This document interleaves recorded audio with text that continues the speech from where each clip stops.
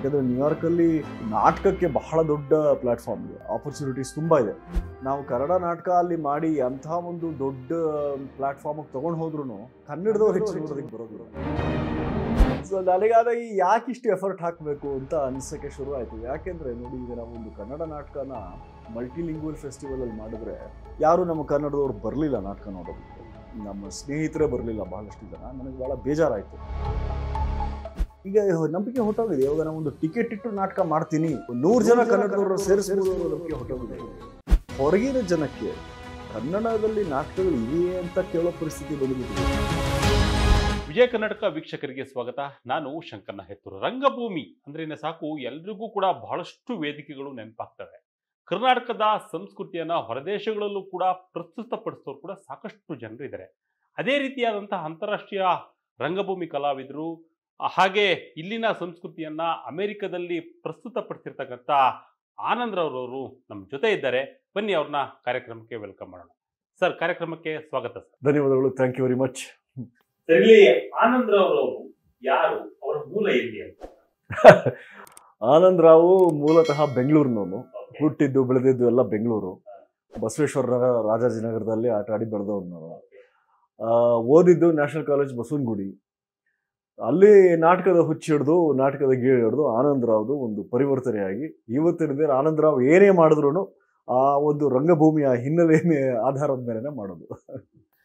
ಆನಂದ್ ಅವರಿಗೆ ರಂಗಭೂಮಿ ನಾಟಕಗಳು ಹೇಗೆ ನಂಟು ಬೆಳೀತು ಅಂತ? ಅದು ನಾನು ಸ್ಕೂಲಲ್ಲಿ ಇದ್ದಾಗ್ಲಿಂದಾನೇ ಬಹಳ ನಾಟಕಗಳು ಮಾಡ್ತಿದ್ದೆ.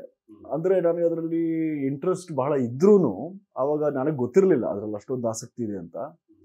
ಆದರೆ ನ್ಯಾಷನಲ್ ಕಾಲೇಜ್ ಬಸವನಗುಡಿ ಸೇರಿದ ಮೇಲೆ ನನಗೆ ನಾಟಕಗಳ ಹುಚ್ಚು ಭಾಳ ಹೆಚ್ಚಾಯಿತು. ಅಲ್ಲಿ ನಮ್ಮ ಲೆಕ್ಚರರ್ಗಳಿದ್ರು, ಅಲ್ಲಿ ನನ್ನ ಜೊತೆ ಓದ್ದವರು ಎಲ್ಲ. ಆಮೇಲೆ ಆ ವಾತಾವರಣನೇ ಹಾಗಿತ್ತು, ಬಹಳ ಶ್ರೀಮಂತ ನಾಟಕದ ಕಲೆಯ ವಾತಾವರಣ ಇತ್ತಲ್ಲಿ. ಹಾಗಾಗಿ ಅಲ್ಲಿ ಒಂದು ಇಂಟರ್ ಕ್ಲಾಸ್ ನಾಟಕೋತ್ಸವ ನಡೆಯೋದು. ಏನು 25-30 ನಾಟಕಗಳು ನಡೆಯೋದು ಪ್ರತಿ ವರ್ಷ. ಇಂಟರ್ ಕ್ಲಾಸ್ ನಾಟಕೋತ್ಸವ ಅದರಲ್ಲಿ ಪ್ರತಿದಿನ ನಾಟಕಗಳು ನಡೆಯೋದು. ಆಮೇಲೆ ಭಾಳ ಸೀರಿಯಸ್ ಆಗಿ ಮಾಡೋರು. ಸೊ ಅಲ್ಲಿ ನಾಟಕಗಳು ಮಾಡೋದಕ್ಕೆ ಶುರು ಮಾಡಿ ನನಗೆ ನಾಟಕದ ಮೇಲೆ ಆಸಕ್ತಿ ಭಾಳ ಹೆಚ್ಚಾಗಿ ಅದಕ್ಕೆ ಸಂಬಂಧಪಟ್ಟಂತೆ ಏನೋ ಒಂದು ಮಾಡಬೇಕು ವೃತ್ತಿ ಅನ್ನೋದು ತಲೆಯಲ್ಲಿ ಕೂತ್ಕೊಳ್ತು ಆವಾಗ. ಆವಾಗ ನಾನು ಲಿಟ್ರೇಚರ್ ಓದ್ತಾ ಇದ್ದೆ, ಇಂಗ್ಲೀಷ್ ಲಿಟ್ರೇಚರು. ಸೊ ಕ್ಲಾಸಲ್ಲಿ ಎಲ್ಲ ಇಂಗ್ಲೀಷ್ ಲಿಟ್ರೇಚರು, ಇಂಗ್ಲೀಷ್ ಸಾಹಿತ್ಯ. ಆದರೆ ಹೊರಗೆ ಹೋದರೆ ಎಲ್ಲ ಕುವೆಂಪು, ಕೈಲಾಸಮ್ಮು, ಶ್ರೀರಂಗ ಅಂದ್ಕೊಂಡು ಓಡಾಡ್ತಿದ್ವಿ. ಸೊ ಹಾಗಾಗಿ ನಮಗೆ ಈ ನಾಟಕಗಳಲ್ಲಿ ನಾಟಕ ಅನ್ನೋ ಒಂದು ಆಸಕ್ತಿ ಬೆಳೀತು, ಇಂಗ್ಲೀಷ್ ಕನ್ನಡ ಎರಡರಲ್ಲೂ. ಸೊ ಈ ಸಾಹಿತ್ಯ, ನಾಟಕ, ಕವಿತೆ ಇದರಲ್ಲೆಲ್ಲ ನ್ಯಾಷನಲ್ ಕಾಲೇಜಲ್ಲಿ ನನಗೆ ಎಲ್ಲ ರೀತಿಯ ಆಸಕ್ತಿನೂ ಹುಟ್ಟಾಕಿದ್ವಿ. ವಿದೇಶದ ನಂಟು ಹೇಗೆ ಬೆಳೀತು ಅಂತ? ಅಮೆರಿಕಕ್ಕೆ ಹೋಗ್ತೀರಿ, ಅಲ್ಲೂ ಕೂಡ ನಾಟಕಗಳನ್ನ ಮಾಡೋದು, ಇದೆಲ್ಲ ಹೇಗೆ ಬೆಳೀತು ಅಂತ? ಇಲ್ಲಿಂದಲೇ ಆರಂಭ ಆಗಿತ್ತು ಅಥವಾ ಇಲ್ಲಿ ಆಲೋಚನೆ ಇರ್ತಾರ ಇಲ್ಲಿ ಮಾಡಬೇಕಾದ್ರೆ? ಇಲ್ಲ, ನನಗೆ ಯಾವತ್ತೂ ಅಮೆರಿಕಾಗೆ ಹೋಗೋ ಆಸೆ ಇರಲಿಲ್ಲ, ಆಸಕ್ತಿ ಇರಲಿಲ್ಲ. ಅವಾಗೆಲ್ಲ ನಾಟಕ ಮಾಡೋರು ಅಮೆರಿಕ ಎಲ್ಲಿ ಹೋಗ್ತಿದ್ರು, ಭಾಳ ಕಡಿಮೆ ಜನ ಹೋಗಿ ಬರೋರು. ಅವಾಗೆಲ್ಲೋ ಅಲಿಕ್ ಪದಂಸಿ ಬಾಂಬೆಯಿಂದ ಹೋಗಿ ಬರ್ತಾರೆ ಅಂತ ಗೊತ್ತಿತ್ತು ಅಷ್ಟೇ. ಇನ್ಯಾರು ಹೋಗೋದು ನಮಗೆ ಗೊತ್ತಿರಲಿಲ್ಲ. ಆದರೆ ನಾನು ನಾಟಕಗಳಲ್ಲಿ ಮಾಡ್ತಿದ್ದಾಗ ಏನಾಯಿತು, ನಾಟಕಗಳಲ್ಲಿ ಜೀವನ ನಡೆಸೋದು ಕಷ್ಟ ಅಂತ ಗೊತ್ತಾಗಿ ಆಮೇಲೆ ಅದಕ್ಕೆ ಹತ್ತಿರದ ಕೆಲಸಗಳನ್ನ ಮಾಡೋಕ್ಕೆ ಮಾಧ್ಯಮದಕ್ಕೆ ಹೋದೆ, ಅಡ್ವರ್ಟೈಸಿಂಗ್ ಹೋದೆ. ಸೊ ಅಡ್ವರ್ಟೈಸಿಂಗ್ ಏಜೆನ್ಸಿಲಿ ಭಾಳ ವರ್ಷ ಕೆಲಸ ಮಾಡಿದೆ ನಾನು. ಆವಾಗ ಆಮೇಲೆ ಹಾಗೇನೆ ಪಬ್ಲಿಕ್ ರಿಲೇಷನ್ಸು ಎಲ್ಲ ಮಾಡಿ ಆಮೇಲೆ ಅಮೆರಿಕಾಗೆ ಹೋಗೋ ಅವಕಾಶ ಸಿಕ್ತು, ಹೋದೆ. ಅಲ್ಲಿ ಹೋದ್ಮೇಲೆ ಅಲ್ಲಿ ನಮಗೆ ಜೀವನಕ್ಕೆ ಏರಬೇಕು ಮಾಡೋದಕ್ಕೆ, ಅದಕ್ಕೆ ವಿದ್ಯಾಭ್ಯಾಸ ಎಲ್ಲ ಮಾಡಿ ಅಲ್ಲಿ ಸರಿಯಾದ ಅಲ್ಲಿ ನೌಕರಿ ಹಿಡಿದು ಅಲ್ಲಿ ಬೇರೆ ವೃತ್ತಿನೇ ಆಯ್ತಲ್ಲಿ. ಬಟ್ ನಾನು ಏನೇ ಆದರೂ ನಾನು ಯಾವತ್ತೂ IT BT ಇದ್ದವನಲ್ಲ. ನಾನು ಯಾವತ್ತೂ ಸೈನ್ಸು ಫೀಲ್ಡಲ್ಲಿ ಇದ್ದವನಲ್ಲ, ಸೈನ್ಸು ಫೈನಾನ್ಸು ಅದರಲ್ಲಿ ಇದ್ದವನಲ್ಲ. ನಾನು ಯಾವತ್ತೂ ಮೀಡಿಯಾ ಆ್ಯಂಡ್ ಆರ್ಟ್ಸಲ್ಲಿ ಇದ್ದವನು, ಮಾಧ್ಯಮ ಮತ್ತು ಕಲೆಯಲ್ಲೇ ನಾನು ಇದ್ದವನು. ನಾನು ಆಮೇಲೆ MBA ಮಾಡಿದೆ. MBA ಮಾಡಿದ್ಮೇಲೂ ನಾನು ಸ್ಟ್ರಾಟಜಿಕ್ ಕಮ್ಯುನಿಕೇಷನ್ಸ್ ಕನ್ಸಲ್ಟೆಂಟ್ ಆದೆ. ಈ ಕಂಪನಿಗಳಿಗೆ ಕಮ್ಯುನಿಕೇಷನ್ಸು, ನಾಲೆಡ್ಜು, ಹೀಗೆ ಆ ರೀತಿ people focused and content focused ನಂದು ವೃತ್ತಿ ಕೂಡ ಅದೇ ಆಗಿತ್ತು. ಸೊ ಅಲ್ಲಿ ನಾನು ನಾಟಕಗಳು ಹೇಗೆ ಮಾಡೋಕ್ಕೆ ಶುರು ಮಾಡಿದೆ ಅಂದರೆ, ಅಲ್ಲಿ ಕನ್ನಡ ಕೂಟಗಳಿವೆ. ಸೊ ಕನ್ನಡ ಕೂಟಗಳಿಗೆ ಕನ್ನಡ ನಾಟಕ ಮಾಡ್ಬೋದು ಅನ್ನೋದು ಆವಾಗ ಗೊತ್ತಾಯಿತು. ಆಮೇಲೆ ನಾನು ಅಲ್ಲಿ ಸ್ಟೂಡೆಂಟ್ ಆಗಿದ್ದಾಗ ಅಲ್ಲಿ ನಾಟಕದ ತಂಡಗಳು ತುಂಬ ಇತ್ತು. ಹೋಗಿ ಆ ತಂಡಗಳ ಜೊತೆ ಸೇರಿಕೊಂಡೆ. ನಾನು ಸಾಲ್ಟ್ ಲೇಕ್ ಸಿಟಿ ಯೂಟಾನಲ್ಲಿ MBA ಮಾಡಿದ್ದು. ಅಲ್ಲಿ ಒಂದು ಬಹಳ ಒಳ್ಳೆ ಚಿಲ್ಡ್ರನ್ಸ್ ಥಿಯೇಟರ್ ಇತ್ತು. ಸೊ ಆ ಥಿಯೇಟರ್ಗೆ ಹೋಗಿ ಅಲ್ಲಿ ಜಂಗಲ್ ಬುಕ್ ಅಂತ ಒಂದು ಮಾಡಿದ್ರು. ಆ ಜಂಗಲ್ ಬುಕ್ ಅಲ್ಲಿ ನನ್ನ ಶೇರ್ ಖಾನ್ ಆಗಿ ತಗೊಂಡ್ರು. ಆವಾಗಲೂ ಅಷ್ಟೇ ಇನ್ನೂ ಉದ್ದ ಕೂದಲಿತ್ತು. ಸೊ ಅಲ್ಲಿ ಆಮೇಲೆ ನನ್ನಂಥವ್ರು ಇರೋದೇ ಕಷ್ಟ ಆಯ್ತಲ್ಲ. ಯಾವಾಗ ಯೂಟಾ ಸಾಲ್ಟ್ ಲೇಕ್ ಸಿಟಿನಲ್ಲಿ ಎಲ್ಲ ಬಿಳಿಯರೇ ಹೆಚ್ಚಿದ್ರು, ನಮ್ಮಂಥವ್ರು ಭಾಳ ಕಡಿಮೆ ಇದ್ರು. ಸೊ ಹಾಗಾಗಿ ಶೇರ್ ಖಾನ್ ರೋಲ್ಗೆ ಕರೆಕ್ಟಾಗಿ ಮ್ಯಾಚ್ ಆಗ್ತೀನಿ ಅಂತ ತಗೊಂಡೋಗಿ ನನ್ನ ಶೇರ್ ಖಾನ್ ಮಾಡೋದು. ಅದು ಆ ಶೇರ್ ಖಾನ್ ಪಾತ್ರ ಮಾಡಿದ ಮೇಲೆ ಇನ್ನೊಂದು ಅಲ್ಲೇ ಇರೋದೊಂದು ಮೇನ್ ಸ್ಟ್ರೀಟ್ ಬ್ರಾಡ್ವೇ ಅಂತ ಒಂದು ಕಂಪನಿ ಇದೆ, ಅಲ್ಲೊಂದು ಹಂಗೆ ಪಾತ್ರ ಸಿಕ್ತು. ಆಮೇಲೆ ಅಲ್ಲಿ ಸಣ್ಣ ಪುಟ್ಟ ಶಾರ್ಟ್ ಫಿಲಮ್ಸ್ ಎಲ್ಲ ಮಾಡೋದಕ್ಕೆ ಶುರು ಮಾಡಿದೆ. ಅವಾಗ ಗೊತ್ತಾಯ್ತು, ಇಲ್ಲೂ ಇದು ಮಾಡ್ಬೋದು ನಾನು. ಅಂದರೆ ನನ್ನ ವಿಭಿನ್ನತೆ ಏನಿದೆ, ನಂದು ಯುನೀಕ್ ಲುಕ್ ಇದೆಯಲ್ಲ, ಅದನ್ನೇ ಉಪಯೋಗಿಸ್ಕೊಂಡು ಮಾಡ್ಬೋದು ಅಂತ ಅಲ್ಲಿ ನನಗೆ ಅರಿವು ಆಯಿತು. ಆವಾಗ ಅಲ್ಲಿ ಟ್ಯಾಲೆಂಟ್ ಮ್ಯಾನೇಜರ್ ಸಿಕ್ಕಿದ್ರು, ಒಬ್ಬರು ಟ್ಯಾಲೆಂಟ್ ಏಜೆನ್ಸಿ ಸಿಕ್ತು. ಆಮೇಲೆ ಇದೇ ಲೈನಲ್ಲಿರೋರು ಫ್ರೆಂಡ್ಸ್ ಆದರು. ಆಮೇಲೆ ನನ್ನ ಕೆಲಸದ ಮೇಲೆ ಶಿಕಾಗೋಗೆ ಹೋದೆ. ಶಿಕಾಗೋಯಿಂದ ನ್ಯೂಯಾರ್ಕ್ಗೆ ಬಂದೆ. ನ್ಯೂಯಾರ್ಕ್ಗೆ ಬಂದಮೇಲೆ ಆವಾಗ ಇನ್ನೊಂದು ಹೊಸ ಪ್ರಪಂಚ ತೆರ್ಕೊಳ್ತು. ಯಾಕಂದರೆ ನ್ಯೂಯಾರ್ಕಲ್ಲಿ ನಾಟಕಕ್ಕೆ ಬಹಳ ದೊಡ್ಡ ಪ್ಲ್ಯಾಟ್ಫಾರ್ಮ್ ಇದೆ, ಆಪರ್ಚುನಿಟೀಸ್ ತುಂಬ ಇದೆ ನಾಟಕ ಮಾಡೋರಿಗೆ ಅಲ್ಲಿ. ಆಮೇಲೆ ನೀವು ಬರೀ ಇಂಗ್ಲೀಷ್ ಮಾತ್ರ ಅಲ್ಲ, ಇಂಗ್ಲೀಷ್ ಆದರೆ ಮೇನ್ ಸ್ಟ್ರೀಮ್ ಹೋಗ್ಬೋದು, ಬ್ರಾಡ್ವೇ, ಆಫ್ ಬ್ರಾಡ್ವೇ, ಆ ರೀತಿ ರೀಜನಲ್ ಥಿಯೇಟರ್ಸ್ ತುಂಬ ಇದೆ. ಆಮೇಲೆ ಈ ನಮ್ಮ ಈ ಇಂಡಿಯನ್ಸು ತುಂಬ ಜನ ಇದ್ದಾರೆ. ಇಂಡಿಯನ್ಸ್ ಮಾತ್ರ ಅಲ್ಲ, ಸೌತ್ ಏಷ್ಯನ್ಸ್ ತುಂಬ ಜನ ಇದ್ದಾರೆ. ಆಮೇಲೆ ಎಲ್ಲರದೂ ಈ ನಮ್ಮ ಭಾರತೀಯ ಭಾಷೆಗಳ ನಾಟಕಗಳಿಗೆ ತುಂಬ ಪುಷ್ ಇದೆ ಅಲ್ಲಿ. ಬೆಂಗಾಲೀಸು, ಮರಾಠೀಸು ಬಹಳಷ್ಟು ಜನ ಇದ್ದಾರೆ. ಆಮೇಲೆ ಅವರು ನಾಟಕಗಳಲ್ಲಿ ಭಾಳ ಆ್ಯಕ್ಟಿವ್ ಇದ್ದಾರೆ. ಆಮೇಲೆ ಕನ್ನಡ ನಾಟಕಗಳು ನಾನು ಬಂದು ಶುರು ಮಾಡಿದೆ ನ್ಯೂಜರ್ಸಿನಲ್ಲಿ ಕನ್ನಡ ನಾಟಕಗಳು ಮಾಡೋದಕ್ಕೆ. ಆವಾಗ ಬರೀ ಕನ್ನಡ ಕೂಟಗಳಿಗೆ ಮಾತ್ರ ಸೀಮಿತವಾಗಿತ್ತು. ಕನ್ನಡ ಕೂಟಲ್ಲಿ ಅವ್ರದ್ದು ಉಗಾದಿ ಇರ್ಬೋದು, ಅಥವಾ ಅವ್ರದ್ದು ರಾಮನವಮಿನೋ, ಅಥವಾ ಗಣೇಶನ ಚತುರ್ಥಿಯ ಫೆಸ್ಟಿವಲ್ಸ್ಗೆ ಅವ್ರದ್ದೆಲ್ಲ ಜನನ ಸೇರಿಸಿ ಒಂದು 15-20 ನಿಮಿಷ ಒಂದು ನಾಟಕ ಏನಾದರೂ ಮಾಡಿ ಅಂತ ಹೇಳೋರು. ಅಲ್ಲಿಗೆ ಸೀಮಿತವಾಗಿತ್ತು. ಅದನ್ನ ನಾನೇನು ಮಾಡಿದೆ, ಈಗ ಬಹುಭಾಷಾ ನಾಟಕೋತ್ಸವಗಳಲ್ಲಿ ಕನ್ನಡ ನಾಟಕಗಳನ್ನ ಮಾಡೋದಕ್ಕೆ ಪ್ರಾರಂಭಿಸಿದೆ. ನಾನೇ ಮೊದಲು ಮಾಡಿದ್ದು ಕನ್ನಡದಲ್ಲಿ. ಅಲ್ಲಿ ಶ್ರೀರಂಗದ ಸಂಪತ್ ಧರ್ಮ ತಗೊಂಡು ನಾಟಕ ಅಲ್ಲಿ ಮಾಡಿ, ಅದು ಬಹಳ ಜನಕ್ಕೆ ಇಷ್ಟ ಆಯಿತು. US ಕಾನ್ಸುಲೇಟ್ ಜನರಲ್ಲು ನಮ್ಮನ್ನು ಇನ್ವೈಟ್ ಮಾಡಿದ್ರು ಕನ್ನಡ ನಾಟಕಗಳು ಮಾಡೋದಕ್ಕೆ. ಆದರೆ ಒಂದು ಗಮನಿಸಿದ್ದು ನಾನೇನು ಅಂದರೆ, ನಾವು ಕನ್ನಡ ನಾಟಕ ಅಲ್ಲಿ ಮಾಡಿ ಅಂಥ ಒಂದು ದೊಡ್ಡ ಪ್ಲ್ಯಾಟ್ಫಾರ್ಮಿಗೆ ತೊಗೊಂಡು ಹೋದ್ರೂ ಕನ್ನಡದವ್ರು ಹೆಚ್ಚು ನೋಡೋದಕ್ಕೆ ಬರೋದಿಲ್ಲ, ಬೇರೆಯವ್ರು ಬರ್ತಾರೆ ನೋಡೋದಕ್ಕೆ. ಸೊ ನನಗಾದಾಗ ಯಾಕಿಷ್ಟು ಎಫರ್ಟ್ ಹಾಕಬೇಕು ಅಂತ ಅನ್ಸೋಕ್ಕೆ ಶುರು ಆಯಿತು. ಯಾಕೆಂದರೆ ನೋಡಿ, ಈಗ ನಾವು ಒಂದು ಕನ್ನಡ ನಾಟಕನ ಮಲ್ಟಿಲಿಂಗ್ವಲ್ ಫೆಸ್ಟಿವಲಲ್ಲಿ ಮಾಡಿದ್ರೆ, ನಾವು ಕನ್ನಡ ಸ್ಕ್ರಿಪ್ಟ್ ಸಬ್ಮಿಟ್ ಮಾಡೋದ್ರ ಜೊತೆಗೆ ಅದರ ಇಂಗ್ಲೀಷ್ ಟ್ರಾನ್ಸ್ಲೇಷನ್ ಕೂಡ ಸಬ್ಮಿಟ್ ಮಾಡಬೇಕಾಗತ್ತೆ. ಯಾಕೆಂದರೆ ಅವ್ರಿಗೆ ಓದಬೇಕಲ್ಲ, ಏನು ಸ್ಕ್ರಿಪ್ಟ್ ಸಬ್ಮಿಟ್ ಮಾಡ್ತೀವಿ ಸೆಲೆಕ್ಟ್ ಮಾಡೋದಕ್ಕೆ ಅವ್ರಿಗೆ ಇಂಗ್ಲೀಷಲ್ಲಿ ಟ್ರಾನ್ಸ್ಲೇಷನ್ ಬೇಕು. ಅದಕ್ಕೆ ರೂಲ್, ಅದು ಜನರಲ್ ರೂಲ್. ನೀವು ಯಾವ ಭಾಷೆ ಸ್ಕ್ರಿಪ್ಟ್ ಕಳಿಸಿದ್ರೂ ಅದರದ್ದು ಇಂಗ್ಲೀಷ್ ಟ್ರಾನ್ಸ್ಲೇಷನ್ ಸಬ್ಮಿಟ್ ಮಾಡಬೇಕು. ಅದೇ ಹೆಚ್ಚು ಕೆಲಸ ತಗೊಬಿಡುತ್ತೆ. ಅಂದರೆ ನಾನು ಕೈಲಾಸಮ್ಮು, ಕುವೆಂಪು, ಶ್ರೀರಂಗರ ನಾಟಕನ ನಾನು ಇಂಗ್ಲೀಷ್ಗೆ ಅದನ್ನು ಟ್ರಾನ್ಸ್ಲೇಟ್ ಮಾಡಿ ನಾನು ಕೊಡೋ ಎಫರ್ಟು ಇಂಗ್ಲೀಷ್ ನಾಟಕನೇ ಮಾಡ್ಬೋದಲ್ಲ ನಾನು. ಅದೇ ತಮಾಷೆ ಅಲ್ಲ ಅದು, ಅಂಥ ಕೃತಿಗಳನ್ನ ಇಂಗ್ಲೀಷಿಗೆ ಟ್ರಾನ್ಸ್ಲೇಟ್ ಮಾಡೋದು. ಸೊ ಹೀಗೆ ಯಾಕೆ ಅಂತ, ಹಾಗಾಗಿ ನಾನು ಕನ್ನಡ ನಾಟಕಗಳನ್ನ ಈ ಬಹುಭಾಷಾ ಉತ್ಸವಗಳಲ್ಲಿ ಮಾಡೋದು ನಿಲ್ಲಿಸಿದೆ ನಾನು. ಹಾಗಾಗಿ ಮಾಡಿದ್ರೂ ಕಷ್ಟಪಟ್ಟು 2-3 ಜನ ಬರ್ತಾರೆ ನೋಡೋದಕ್ಕೆ. 500 ಟಿಕೆಟ್ ಸೇಲ್ ಆಗಿದ್ರೆ ನಮ್ಮ ಕನ್ನಡದವ್ರದ್ದು 4 ಟಿಕೆಟ್ ಇರುತ್ತಷ್ಟೇ ಅಲ್ಲಿ. ಉಳಿದವ್ರು ಬರೋದಿಲ್ಲ. ಯಾಕೆ ಬರೋದಿಲ್ಲ? ನಾಟಕ ನೋಡೋದಕ್ಕೆ ಬರೋದಿಲ್ಲ. ಅದೇ ಇವಾಗ ಕನ್ನಡ ಕೂಟಗಳಲ್ಲಿ ಅವ್ರದ್ದೊಂದು ಏನೋ ಒಂದು ಇವೆಂಟ್ ಅಂತ, ಹಬ್ಬ ಅಂತ ಮಾಡಿ ಅಲ್ಲಿ ಎಲ್ಲ ಮಕ್ಕಳದು ಹಾಡುಗಳು, ಡ್ಯಾನ್ಸುಗಳು ಎಲ್ಲ ಮಾಡ್ತಾರೆ. ಅದ್ರ ಮಧ್ಯ ನಾಟಕನೂ ತುರುಕಿ ಒಂದು 10 ನಿಮಿಷದ್ದು, ಎಲ್ಲರೂ ಊಟ ಮಾಡಿ ಭಜನೆ ಮಾಡಿ ಮನೆಗೆ ಹೋದ್ರು. ಅದಕ್ಕೆ ಸೇರ್ತಾರೆ ಜನ, ಒಂದು 300-400 ಜನ ಸೇರ್ತಾರೆ. ಆದರೆ ನಾವು ಕನ್ನಡ ನಾಟಕ ಮಾಡ್ತೀವಿ ಬನ್ನಿ ಒಂದು ದೊಡ್ಡ ರಂಗದ ಮೇಲೆ ಅಂದರೆ ಬೆರಳಲ್ಲಿ ಎಣಿಸೋರು ಜನ ಬರ್ತಾರೆ ಅಷ್ಟೇ. ಇಲ್ಲ, ಇಂಗ್ಲೀಷ್ ಲಿಟ್ರೇಚರ್ ಕನ್ನಡದವರು ಹೆಚ್ಚು ನಾಟಕಗಳು ನೋಡೋದಕ್ಕೆ ಬರೋದೇ ಇಲ್ಲ. ಇಂಗ್ಲೀಷ್ ಆಗಲಿ ಕನ್ನಡ ಆಗಲಿ ಯಾವುದೇ ಭಾಷೆ ಆಗಲಿ ಬರೋದಿಲ್ಲ. ನನ್ನ ಅನುಭವ ಅದಾಗಿರೋದು. ಕ್ಷೀಣಿಸ್ಬಿಟ್ಟಿದೆ ಅದು. ನಾನಿದು ಮಾತಾಡ್ತಿರೋದು ನ್ಯೂ ಜೆರ್ಸಿ, ನ್ಯೂಯಾರ್ಕ್ ಏರಿಯಾದಲ್ಲಿ. ಬೇರೆ ಪ್ರದೇಶಗಳಲ್ಲಿ ಇದೆಯಂತೆ, ನನಗೆ ಗೊತ್ತಿಲ್ಲ. ಇವಾಗ ಕ್ಯಾಲಿಫೋರ್ನಿಯಾ, ಬೇ ಏರಿಯಾದಲ್ಲೆಲ್ಲ ಬಹಳ ನಾಟಕ ತಂಡಗಳು ಆಕ್ಟಿವ್ ಇದೆ ಅಂತ ಕೇಳಿದ್ದೇನೆ. ಬಟ್ ನಾನಲ್ಲಿ ಹೋಗಿ ನಾಟಕ ಮಾಡಿದಾಗ ಯಾರು ನಮ್ಮ ಕನ್ನಡದವ್ರು ಬರಲಿಲ್ಲ ನಾಟಕ ನೋಡೋದಕ್ಕೆ. ನಮ್ಮ ಸ್ನೇಹಿತರೇ ಬರಲಿಲ್ಲ ಬಹಳಷ್ಟು ಜನ. ನನಗೆ ಭಾಳ ಬೇಜಾರಾಯಿತು. ಆದರೆ ನನಗೇನಿಲ್ಲ, ನಾನು ನೇರವಾಗಿ ಹೇಳ್ಬಿಡ್ತೀನಿ. ಅವ್ರು ಎದುರಿಗೆ ಸಿಕ್ಕಿದ್ರೆ ಹೇಳ್ತೀನಿ, ಏನು ನಾಟಕ ನೋಡೋಕೆ ಬರೋಕ್ಕಾಗಲಿಲ್ವ ಅಂತ ಕೇಳೇ ಬಿಡ್ತೀನಿ. ನನಗೇನು ಯಾರ್ದು ಹೆದರಿಕೆ ಇಲ್ಲ. ಆದರೆ ಈ ಥರ ಇದೆ ಪರಿಸ್ಥಿತಿ. ಹೌದು ನೋಡಿ, ಇಲ್ಲಿಯ ಒಂದು ಸಂಸ್ಕೃತಿಯನ್ನ, ಇಲ್ಲಿಯ ಸಾಹಿತ್ಯವನ್ನ ಅಲ್ಲಿ ಪ್ರಸ್ತುತಪಡಿಸಿದಾಗ ಅಲ್ಲಿಯ ಜನರು ಬರ್ಬೇಕಾಗುತ್ತೆ ಕರ್ತವ್ಯನೇ ಇರುತ್ತೆ. ಹೌದು ಶಂಕರ್ ಅವರೇ, ನೋಡಿ ಕರ್ತವ್ಯ ನೋಡಿ. ಈಗ ಇಲ್ಲಿ ನಮ್ಮ ಕನ್ನಡ ಸಾಹಿತ್ಯ ಎಷ್ಟು ಶ್ರೀಮಂತವಾಗಿದೆ, ಕನ್ನಡ ನಾಟಕ ಪರಂಪರೆ ಎಷ್ಟು ಶ್ರೀಮಂತವಾಗಿದೆ. ಇಲ್ಲಿ ಬಂದು ನನಗೆ ಖುಷಿ ಆಗುತ್ತೆ ನೋಡಿದ್ರೆ. ಏನೋ ರಂಗಶಂಕರಾಳಿರ್ಬೋದು, HN ಕಲಾಕ್ಷೇತ್ರ, ಈಗ ಇಲ್ಲ HN ಕಲಾಕ್ಷೇತ್ರ, ಅದರಲ್ಲಿ ಮಾಡ್ತಾ ಇದ್ರು. ಕನ್ನಡ ನಾಟಕಗಳು, ಎಷ್ಟು ಕನ್ನಡ ನಾಟಕಗಳು ನಡೀತವೆ, ಎಷ್ಟು ಕನ್ನಡದ ಏನೋ ನಿರ್ದೇಶಕರಿದ್ದಾರೆ, ನಟರಿದ್ದಾರೆ, ಎಷ್ಟು ಜನ ಆ್ಯಕ್ಟರ್ಗಳು, ಒಳ್ಳೊಳ್ಳೆ ಆ್ಯಕ್ಟರ್ಗಳು, ಬಹಳ ಒಳ್ಳೆ ಪ್ರತಿಭೆ ಇದೆ ಇಲ್ಲಿ. ಬಟ್ ಈಗ ಹೊರಗಿನ ಜನಕ್ಕೆ ಕನ್ನಡದಲ್ಲಿ ನಾಟಕಗಳು ಇವೆಯೇ ಅಂತ ಕೇಳೋ ಪರಿಸ್ಥಿತಿ ಬಂದುಬಿಟ್ಟಿದೆ ಇವಾಗ. ಅಲ್ಲಿ ನಾನು ತುಂಬ ಜನ ಕೇಳ್ತಾರೆ, ಕನ್ನಡದವ್ರು ಇದ್ದೀರಾ ನೀವು, ನಾಟಕ ಮಾಡ್ತೀರಾ ಅಂತ ಕೇಳ್ತಾರೆ, ಅಂದರೆ ಬೇರೆ ಭಾಷೆಯವರು. ಯಾಕೆಂದರೆ ಕನ್ನಡಲ್ಲಿ ಬಹಳ ಒಳ್ಳೊಳ್ಳೆ ನಾಟಕರು ಇದ್ದಾರಲ್ವಾ, ಗಿರೀಶ್ ಕಾರ್ನಾಡ್ ಇದ್ರು ಅಂತ. ಸೊ ಗಿರೀಶ್ ಕಾರ್ನಾಡ್ ಭಾಳ ಫೇಮಸ್ಸು, ಯಾಕೆಂದರೆ ಅವರು ಬೇರೆ ಬೇರೆ ಭಾಷೆಗಳಿಗೆ ಅವರು ಹೋಗಿದ್ದಾರೆ, ಎಕ್ಸ್ಪ್ಲೋರ್ ಮಾಡಿದ್ದಾರೆ, ಪ್ರಪಂಚ ಸುತ್ತಿದ್ದಾರೆ. ಬಟ್ ಆಮೇಲೆ ಈಗ ಬಹಳ ಆಳವಾಗಿ ಭಾರತ ನಾಟಕದ ಪರಂಪರೆಯನ್ನ ಸ್ಟಡಿ ಮಾಡಿರೋರಿಗೆ ಗೊತ್ತಿರುತ್ತೆ.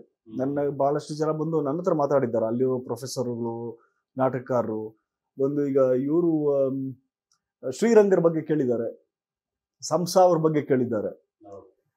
ಈ ರೀತಿಯ ಜ್ಞಾನ ಇರೋರು ಇದ್ದಾರೆ. ಬಟ್ ನಮ್ಮ ಕನ್ನಡದ ಜನತೆಗೆ ಈಗ ನಂಬಿಕೆ ಹೊಟ್ಟೋಗಿದೆ. ಇವಾಗ ನಾವು ಒಂದು ಟಿಕೆಟ್ ಇಟ್ಟು ನಾಟಕ ಮಾಡ್ತೀನಿ ಅಂದ್ರೆ ಒಂದು 100 ಜನ ಕನ್ನಡದವ್ರ ಸೇರಿಸಬಹುದು ಅನ್ನೋ ನಂಬಿಕೆ ಹೊಟ್ಟೋಗಿದೆ ಇವಾಗ.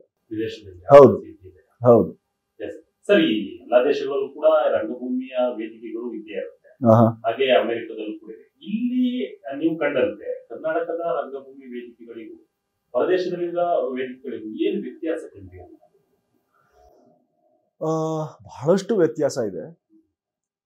ನಾನು ನ್ಯೂಯಾರ್ಕ್ ಬಗ್ಗೆ ಮಾತಾಡ್ಬೋದು. ನ್ಯೂಯಾರ್ಕ್ ಅಲ್ಲಿರುವ ಥಿಯೇಟರ್ ಕಲ್ಚರು, ಬ್ಯಾಂಗ್ಳೂರಲ್ಲಿರುವ ಥಿಯೇಟರ್ ಕಲ್ಚರ್ ಬಗ್ಗೆ ಮಾತಾಡ್ಬೋದು. New York is world capital for theatre ಅಂತ ಹೇಳ್ಬೋದು. ನೀವು ರಂಗಭೂಮಿಯಲ್ಲಿ ತಕ್ಕ ಮಟ್ಟಿಗೆ ಜೀವನ ನಡೆಸ್ಬೋದು ಅನ್ನೋದಾದ್ರೆ ನ್ಯೂಯಾರ್ಕಲ್ಲಿ ಆಗುತ್ತೆ. ನ್ಯೂಯಾರ್ಕಲ್ಲಿ ಮಾತ್ರ ಸಾಧ್ಯ. ಬೆಂಗಳೂರಿನಲ್ಲಿ ಅದು ಎಷ್ಟು ಮಾತ್ರ ಸಾಧ್ಯನೋ ಗೊತ್ತಿಲ್ಲ ನನಗೆ. ಅಂದ್ರೆ ನೀವು TV ಫಿಲಮ್ ಬಿಟ್ಟು ಬರೀ ರಂಗಭೂಮಿಯ ಕಾರ್ಯಗಳಲ್ಲೇ ನಾನು ಜೀವನ ನಡೆಸ್ತೀನಿ ಅಂದ್ರೆ ಅದು ಎಷ್ಟು ಮಾತ್ರ ನಡೀಬೋದು ಅನ್ನೋದು ನನಗೆ ಗೊತ್ತಿಲ್ಲ. ಸೊ ಪ್ರೊಫೆಷ್ನಲಿಸಮ್ಮು, ಪ್ರೊಫೆಷ್ನಲ್ ಆಗಿ ಮಾಡುವಂಥದ್ದು. ಆಮೇಲೆ ಈ ಫೈನಾನ್ಷಿಯಲ್ ಬ್ಯಾಕಿಂಗ್ ಅಂತಾರಲ್ಲ, ಫೈನಾನ್ಷಿಯಲ್ ಬ್ಯಾಕಿಂಗ್ ಭಾಳ ಮುಖ್ಯ. ಈಗ ನಾಟಕಗಳು ಉಳಿಬೇಕು, ನಾಟಕಕಾರರು ಇನ್ನೂ ಹೆಚ್ಚು ಸಂಖ್ಯೆಗಳಲ್ಲಿ ಬರಬೇಕು ಮುಂದೆ ಅನ್ನೋದಾದ್ರೆ ಫೈನಾನ್ಷಿಯಲ್ ಬ್ಯಾಕಿಂಗ್ ಮುಖ್ಯ ಆಗುತ್ತೆ. ಇವಾಗ ಎಷ್ಟೊಂದು ಅದ್ಭುತವಾದ ನಾಟಕಕಾರರು, ನಟರು, ನಿರ್ದೇಶಕರು, ಬರಹಗಾರರು ನಾಟಕನ ಬಿಟ್ಟು ಬೇರೆ ಬೇರೆ ಕೆಲಸ ಹಿಡಿದಿದ್ದಾರೆ ಇವಾಗಲೇ ಅಲ್ವಾ. ಅದು ಯಾಕೆಂದ್ರೆ ಅವರು ನಡಿಬೇಕಲ್ಲ, ಮನೆ ನಡಿಬೇಕು ಅವ್ರಿಗೆ. ಸೊ ಹಣಕಾಸಿನ ಬ್ಯಾಕಿಂಗ್ ಇಲ್ದೇರ ನಾಟಕಗಳ ಸಂಖ್ಯೆ ಕ್ಷೀಣಿಸ್ತಿವೆ. ಅದು ಒಂದು.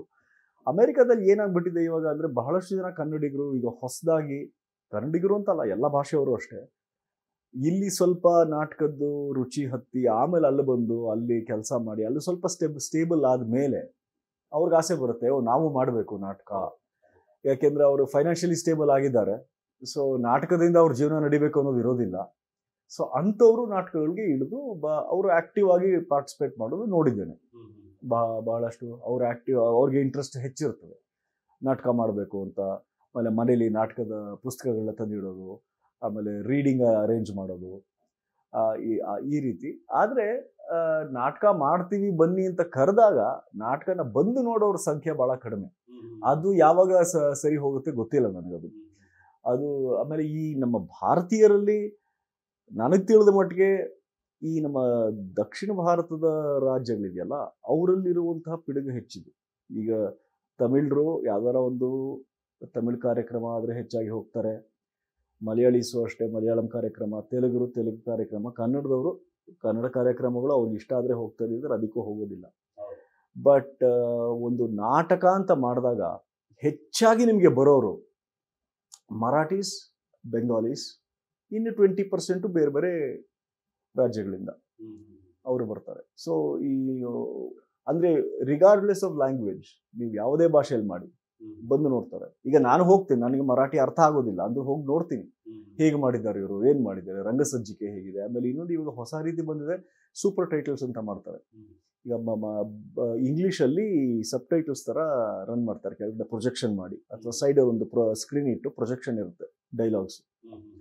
ಅದು ಮಾಡಕ್ ಶುರು ಮಾಡಿದ್ದಾರೆ. ಯಾಕೆಂದ್ರೆ ಭಾಷೆ ಗೊತ್ತಿಲ್ಲದೆ ಇರೋರು ನಾಟಕ ನೋಡೋದಕ್ಕೆ ಹೋಗ್ತಾರೆ ಇವಾಗ. ಅದು ಬಹಳ ಒಳ್ಳೆ ಬೆಳವಣಿಗೆ ಅಂತ ನನಗನ್ಸುತ್ತೆ. ಆದರೆ ಇಲ್ಲಿಗೆ ಕಂಪೇರ್ ಮಾಡಿದ್ರೆ ಇಲ್ಲಿ ನೋಡಿ ಇವಾಗ ಇಂಗ್ಲಿಷ್ ಥಿಯೇಟರು ಕನ್ನಡ ಥಿಯೇಟರು ಅಂತ ಒಂದು ಸ್ಟ್ರಾಂಗ್ ಡಿಫ್ರೆನ್ಸ್ ಇದೆ ಇಲ್ಲಿ. ರಂಗಶಂಕರಲ್ಲಿ ಎಲ್ಲ ಭಾಷೆಗಳ ನಾಟಕಗಳು ಆಗುತ್ತೆ. ಅದು ಬಿಟ್ಟರೆ ಬೇರೆ ಕಡೆ ಕನ್ನಡ ನಾಟಕಗಳು ಮಾತ್ರ ಆಗುವಂಥದ್ದು, ಇಂಗ್ಲಿಷ್ ನಾಟಕಗಳಾಗುವಂಥದ್ದು. ಆಮೇಲೆ ಈ ಇಂಗ್ಲಿಷ್ ನಾಟಕದವರು ಆಮೇಲೆ ಕನ್ನಡ ನಾಟಕದವರ ಒಡನಾಟ ಬಹಳ ಲಿಮಿಟೆಡ್ ಆಗಿದೆ. ಅಷ್ಟು ಫ್ರೀ ಆಗಿಲ್ಲ. ಅದು ಸ್ವಲ್ಪ ಅದು ಮೊದಲಿಂದನೂ ಹಾಗೆ ನಡ್ಕೊಂಡು ಬಂದಿದೆ ಅಂತ ಅನ್ಸುತ್ತೆ ನನಗೆ. ಅದು ಈಗಲೂ ನಡ್ಕೊಂಡು ಹೋಗ್ತಾ ಇದೆ. ನಾನಿದ್ದಾಗಲೂ ಹಾಗೆ ಇತ್ತು, ಈಗಲೂ ಹಾಗೆ ಇದೆ. ಅದು ಸ್ವಲ್ಪ ಬ್ರೇಕ್ ಆಗಬೇಕು ಅನ್ಸುತ್ತೆ. ಯಾಕೆಂದ್ರೆ ಭಾಷೆ ಮುಖ್ಯನೋ ಅಥವಾ ಭಾಷೆಯಿಂದ ನಾವು ಪ್ರಸ್ತುತಪಡಿಸೋ ಕಲೆ ಮುಖ್ಯನೋ ಅನ್ನೋ ಪ್ರಶ್ನೆ ಬರುತ್ತೆ. ಈಗ ನನಗೆ ಬರೋದು ಇಂಗ್ಲೀಷು ಕನ್ನಡ 2 ಭಾಷೆ. ಆ 2 ಭಾಷೆಯಲ್ಲಿ ನಾಟಕ ಮಾಡ್ತೀನಿ. ನಾನು ಭಾಷೆಗಾಗಿ ನಾಟಕ ಮಾಡ್ತಿಲ್ಲ, ನಾಟಕಕ್ಕಾಗಿ ಭಾಷೆ ಬಳಸ್ತಾ ಇದ್ದೀನಿ. ಈಗ ರಂಗಭೂಮಿ ಬಗ್ಗೆ ಮಾತನಾಡ್ತಿದ್ರೆ, ಯಾಕಂದ್ರೆ ಅಮೆರಿಕದಲ್ಲಿ ಎಷ್ಟು ಮಟ್ಟಿಗೆ ಆಸಕ್ತಿ ಇದೆ, ಜನರು ಕನ್ನಡಿಗರು ಬರೋದೇ ಇಲ್ಲ, ನಾಟಕ ಮಾಡಿದ್ರೆ 2-3 ಜನ ಮಾತ್ರ ಬರ್ತಾರೆ. ಈ ಆಸಕ್ತಿಯನ್ನ ಹೆಚ್ಚು ಮಾಡ್ಲಿಕ್ಕೆ, ಅಲ್ಲಿ ಹೆಚ್ಚು ಪ್ರಾಧಾನ್ಯತೆ ಸಿಗ್ಲಿಕ್ಕೆ ಏನ್ ಮಾಡ್ಬೋದು ಅಂತ ನಮ್ಮ ಐಡಿಯಾ ಪ್ರಕಾರ? ಅದು ಬಹಳ ಯೋಚನೆ ಮಾಡಿದ್ದೀನಿ. ನನಗೆ ಉತ್ತರ ಇಲ್ಲ. ಅದು ಏನು ಮಾಡ್ಬೋದು ಅನ್ನೋದಕ್ಕೆ ಉತ್ತರ ಇಲ್ಲ. ಯಾಕೆಂದ್ರೆ ಒಂದು ಏನಾಗಿದೆ ಅಂದ್ರೆ ನಮ್ಮಲ್ಲಿ ಬಹಳ ಸಣ್ಣ ಗುಂಪುಗಳಲ್ಲಿ ನಾವು ಮಾಡ್ಕೊಂಡ್ಬಿಟ್ಟಿದ್ದೇವೆ. ಇಲ್ಲೂ ಕೂಡ ಅಲ್ಲೂ ಕೂಡ. ಅಲ್ಲಿ ಇನ್ನೂ ಹೆಚ್ಚಾಗಿದೆ ಆ ಗುಂಪುಗಳು, ಸಣ್ಣ ಗುಂಪುಗಳು. ಆಮೇಲೆ ಯಾವುದೇ ಒಂದು ಸಿಂಗಲ್ ಕಾಸ್ಗೆ ನಾವೆಲ್ಲರೂ ಸೇರೋದಿಲ್ಲ. ಇವಾಗ ಯಾವ್ದಾರ ಒಂದು, ಈಗ ನಾಟಕ ಅನ್ನೋ ಒಂದು ಗುರಿ ಇಟ್ಕೊಂಡು ಎಲ್ಲರೂ ಒಟ್ಟಿಗೆ ಸೇರಿ ಮಾಡೋಣ ಅನ್ನೋದಿಲ್ಲ. ಏನು ನಮಗಿದು ಸಂಬಂಧಪಟ್ಟಿಲ್ಲ ಅನ್ನೋರೇ ಹೆಚ್ಚು. ಯಾವುದೋ ಒಂದು ಕಾರಣಕ್ಕಿರ್ಬೋದು. ಯಾಕೆಂದ್ರೆ ಇದು ನನಗೆ ನನ್ನ ವೈಯಕ್ತಿಕ ನಂಬಿಕೆಗಳಿಗೆ ಇದು ಸರಿ ಹೋಗೋದಿಲ್ಲ, ಅದು ಕೆಲವರು. ಆಮೇಲೆ ಕೆಲವರು ನನ್ನ ವಿಚಾರಧಾರೆಗಳು ಇಲ್ಲಿ ಆ ನಾಟಕದಲ್ಲಿರೋ ವಿಚಾರಧಾರೆಗಳು ಹೊಂದೋದಿಲ್ಲ, ಅದೊಂದು ಕೆಲವರು. ಆಮೇಲೆ ಇನ್ನೊಬ್ಬರು ಅದು ಮಾಡ್ತಿರೋರು ನಮಗೆ ಸರಿ ಹೋಗೋದಿಲ್ಲ ಅಂತ ಕೆಲವರು. ಸೊ ಹೀಗಾಗಿ ಅದು ಏನೋ ಒಂದು ಕಲೆಯ ಒಂದು ಪ್ರಸ್ತುತಿ ನಡೀತಿದೆ, ನಾವೆಲ್ಲರೂ ಸೇರಿ ಅದಕ್ಕೆ ಸಪೋರ್ಟ್ ಮಾಡೋಣ ಅನ್ನೋದಕ್ಕಿಂತ ಈ ರೀತಿಯ ಬೇರೆ ವಿಡಂಬನೆಗಳೇ ಹೆಚ್ಚಾಗ್ಬಿಟ್ಟಿವೆ ಈಗ. ಯಾವ ರೀತಿ ನಾವು ದೂರ ಇರ್ಬೋದು ಇದರಿಂದ ಅಂತ ಯೋಚನೆ ಮಾಡ್ತಾರೆ ಹೊರತು ನಾವು ಯಾವ ರೀತಿ ಇದಕ್ಕೆ ಸಪೋರ್ಟ್ ಮಾಡ್ಬೋದು ಇದು ಯೋಚನೆ ಮಾಡೋದು ಬಹಳ ಕಡಿಮೆ. ವರ್ಚುವಲ್ ನಾಟಕಗಳ ಬಗ್ಗೆ ಮಾತನಾಡ್ತೀವಿ. ಅದು ಈಗ ಕರ್ನಾಟಕದಲ್ಲೂ ಕೂಡ ಕಾರ್ಪೊರೇಟ್ ಲೆವೆಲ್ ಅಲ್ಲಿ ನಡೀತಾ ಇದೆ ವರ್ಚುವಲ್ ನಾಟಕಗಳು. ಅಲ್ಲಿ ಯಾವ ರೀತಿಯಾಗಿ ಬೆಳವಣಿಗೆಗಳಿದೆ ಅಂತ ವರ್ಚುವಲ್ ನಾಟಕಗಳು ನೋಡಿ. ವರ್ಚುವಲ್ ನಾಟಕಗಳು ಅದರದ್ದೇ ಆದ ಬಹಳ ಒಳ್ಳೆ ಅಡ್ವಾಂಟೇಜಸ್ ಇದೆ. ಒಂದೇನು ಅಂದ್ರೆ ಎಲ್ಲಿ ಬೇಕಾದ್ರೂ ಕೂತು ನೋಡ್ಬೋದು ನಾಟಕಗಳು. ಆಮೇಲೆ ಅದನ್ನ ನೀವು ಒಂದ್ಸಲ ಸಬ್ಸ್ಕ್ರೈಬ್ ಮಾಡಿದ್ರೆ ಅದನ್ನ ಪದೇ ನೋಡಬಹುದು. ಅಂದ್ರೆ ಅದ್ರ ಬಿಗ್ಗೆಸ್ಟ್ ಡಿಸ್ಅಡ್ವಾಂಟೇಜ್ ಏನು ಅಂದ್ರೆ ನೀವು ಆ ಲೈವ್ ಎಕ್ಸ್ಪೀರಿಯನ್ಸ್ ಕಳ್ಕೊಬಿಡ್ತೀರಿ. ಹೋಗಿ ಒಂದು ಸ್ಟೇಜ್ ಮುಂದೆ ಕೂತು ಆಕ್ಟರ್ ಲೈವ್ ಆಗಿ ಪರ್ಫಾರ್ಮ್ ಮಾಡೋದು ಅದು ಹೊಟ್ಟೋಗುತ್ತೆ. ಆ ಒಂದು ಮಜಾ ಬರೋದಿಲ್ಲ. ಆದ್ರೆ ಈ ವರ್ಚುವಲ್ ನಾಟಕಗಳಿಂದ ನನಗೆ ಅದರಲ್ಲಿ ಬಹಳ ನಂಬಿಕೆ ಇದೆ. ಯಾಕೆಂದ್ರೆ ಅದನ್ನ ಕರೆಕ್ಟಾಗಿ ರೂಲ್ಸ್ ಮಾಡಿದ್ರೆ ಚೆನ್ನಾಗಿರುತ್ತದೆ. ಈಗ ನಾವು ಹೇಗೆ ನಾಟಕಗಳನ್ನ ನೋಡ್ತೀವಿ ಸ್ಟೇಜ್ ಮೇಲೆ, ಅದೇ ರೀತಿ ಒಂದು ಕ್ಯಾಮ್ರಾದಲ್ಲಿ ರೆಕಾರ್ಡ್ ಮಾಡಿ, ಏನು ಕಟ್ಟಿರಬಾರ್ದು, ಯಾವುದೋ ಒಂದು ಎಡಿಟಿಂಗ್ ಇರಬಾರ್ದು, ಹಾಗೆ ಮಾಡಿದ್ರೆ ಬಹಳ ಚೆನ್ನಾಗಿ ಮಾಡ್ಬೋದು. ಅಂದ್ರೆ ಇನ್ನು ನನಗೇನನ್ಸುತ್ತೆ ಅಂದ್ರೆ ಈ ಸ್ಟ್ರೀಮಿಂಗ್ ಪ್ಲಾಟ್ಫಾರ್ಮ್ಗಳು ನಾಟಕಗಳಿಗೆ ಅಷ್ಟು ಇನ್ನೂ ಡೆವಲಪ್ ಆಗಿಲ್ಲ ಅಂತ ಅನ್ಸುತ್ತೆ ನನಗೆ. ಅಲ್ಲಿ ಕೆಲವು ಸ್ಟಾರ್ಟ್ ಆಗಿದೆ ಇವಾಗ. ಯಾವುದೋ ಒಂದು ಮೊನ್ನೆ ಯಾರೋ ಒಂದು ಲಿಂಕ್ ಕಳಿಸಿದ್ರು, ಒಂದು ಕಂಪನಿ ಸ್ಟಾರ್ಟ್ ಆಗಿದೆ, ಬರೀ ಅದೇ ಮಾಡೋದು ವರ್ಚುವಲ್ ನಾಟಕಗಳಿಗೆ. ಅಂದ್ರೆ ಅವ್ರ ನಾಟಕಗಳು ಮಾಡೋದಿಲ್ಲ, ಬಟ್ ನೀವು ಮಾಡಿದ ನಾಟಕಗಳನ್ನ ಅಲ್ಲಿ ಹಾಕ್ತಾರೆ. ಅದು ಸ್ವಲ್ಪ ಡೆವಲಪ್ ಆಯ್ತು ಅಂದ್ರೆ ಅದು ಚೆನ್ನಾಗಿ ಆಗತ್ತೆ. ನಾನು ನೋಡಿ, ನಾವು ಅಮೆರಿಕಾಯಿಂದ ನಾಟಕೋತ್ಸವ ಮಾಡಿದ್ವಿ, ಒಂದು ವರ್ಚುವಲ್ ನಾಟಕೋತ್ಸವ ಕೋವಿಡ್ ಟೈಮಲ್ಲಿ. 12 ತಂಡಗಳು ಬಂದವು ಪ್ರಪಂಚದ ಎಲ್ಲಾ ಕಡೆಯಿಂದ, 6 ಬೇರೆ ದೇಶಗಳಿಂದ. ಬಹಳ ಯಶಸ್ವಿಯಾಗಾಯ್ತು. ಒಂದೊಂದು ನಾಟಕನೂ 1000ದಿಂದ 1500 ಜನ ನೋಡಿದ್ರು ಒಂದೊಂದು ನಾಟಕ, ಎಲ್ಲ ವರ್ಚುವಲ್ ಆಗಿ ಅರೌಂಡ್ ದ ವರ್ಲ್ಡ್. ಸೊ ಅಂದ್ರೆ ಯಾವ್ಯಾವ ದೇಶಗಳು, ಈಗ ಅಮೆರಿಕಾದಿಂದ ಒಂದಷ್ಟು ನಾಟಕಗಳು ಬಂದು, ಇಂಡಿಯಾದಿಂದ ಒಂದು ಬಂತು, ಇಂಗ್ಲೆಂಡಿಂದ, ಜರ್ಮನಿಯಿಂದ 2 ತಂಡಗಳು, ನೆದರ್ಲ್ಯಾಂಡ್ಸಿಂದ 1 ತಂಡ. ಸೊ ಇಲ್ಲಿರೋ ಕನ್ನಡಿಗರಿಗೆಲ್ಲ ಎಲ್ಲರನ್ನೂ ಮುಟ್ಟಿದ್ವಿ. ಇನ್ನೂ ಹೆಚ್ಚು ಮುಟ್ಬೋದಿತ್ತು ಅಂತ. ಇವಾಗ ನಾನು ಆಸ್ಟ್ರೇಲಿಯಾ, ನ್ಯೂಜಿಲೆಂಡ್ ಅಲ್ಲಿ ನನಗೆ ಕನ್ನಡದವ್ರ ಪರಿಚಯ ಇದ್ರು, ಅವರು ಮಾಡ್ಬೋದಿತ್ತು. ಅಲ್ಲೂ ಬಹಳ ಆಸಕ್ತರಿದ್ದಾರೆ ಅಂತ ಕೇಳಿದ್ದೀನಿ ನಾನು. ಇದು ನಾನು ಶುರು ಮಾಡಿದಾಗ ಅದು ಫಸ್ಟ್ ಟೈಮು ಅದು ಕಂಟಿನ್ಯೂ ಆಗುತ್ತೆ ಅಂತ ಅನ್ಕೊಂಡೆ. ಬಟ್ ಒಂದ್ಸಲ ಕೋವಿಡ್ ಹೋಗಿದ ತಕ್ಷಣ ಎಲ್ಲರಿಗೂ ಮತ್ತೆ ಝೂಮಲ್ಲಿ ಮಾಡೋದಕ್ಕೆ ಬೇಜಾರಾಯ್ತು. ಎಲ್ಲ ಇದೇ ಥಿಯೇಟ್ರಲ್ಲೇ ಮಾಡ್ಬಿಡಿ ಬರ್ತೀವಿ ಅಂತ ಕೆಲವರು ಹೇಳಿದ್ರು.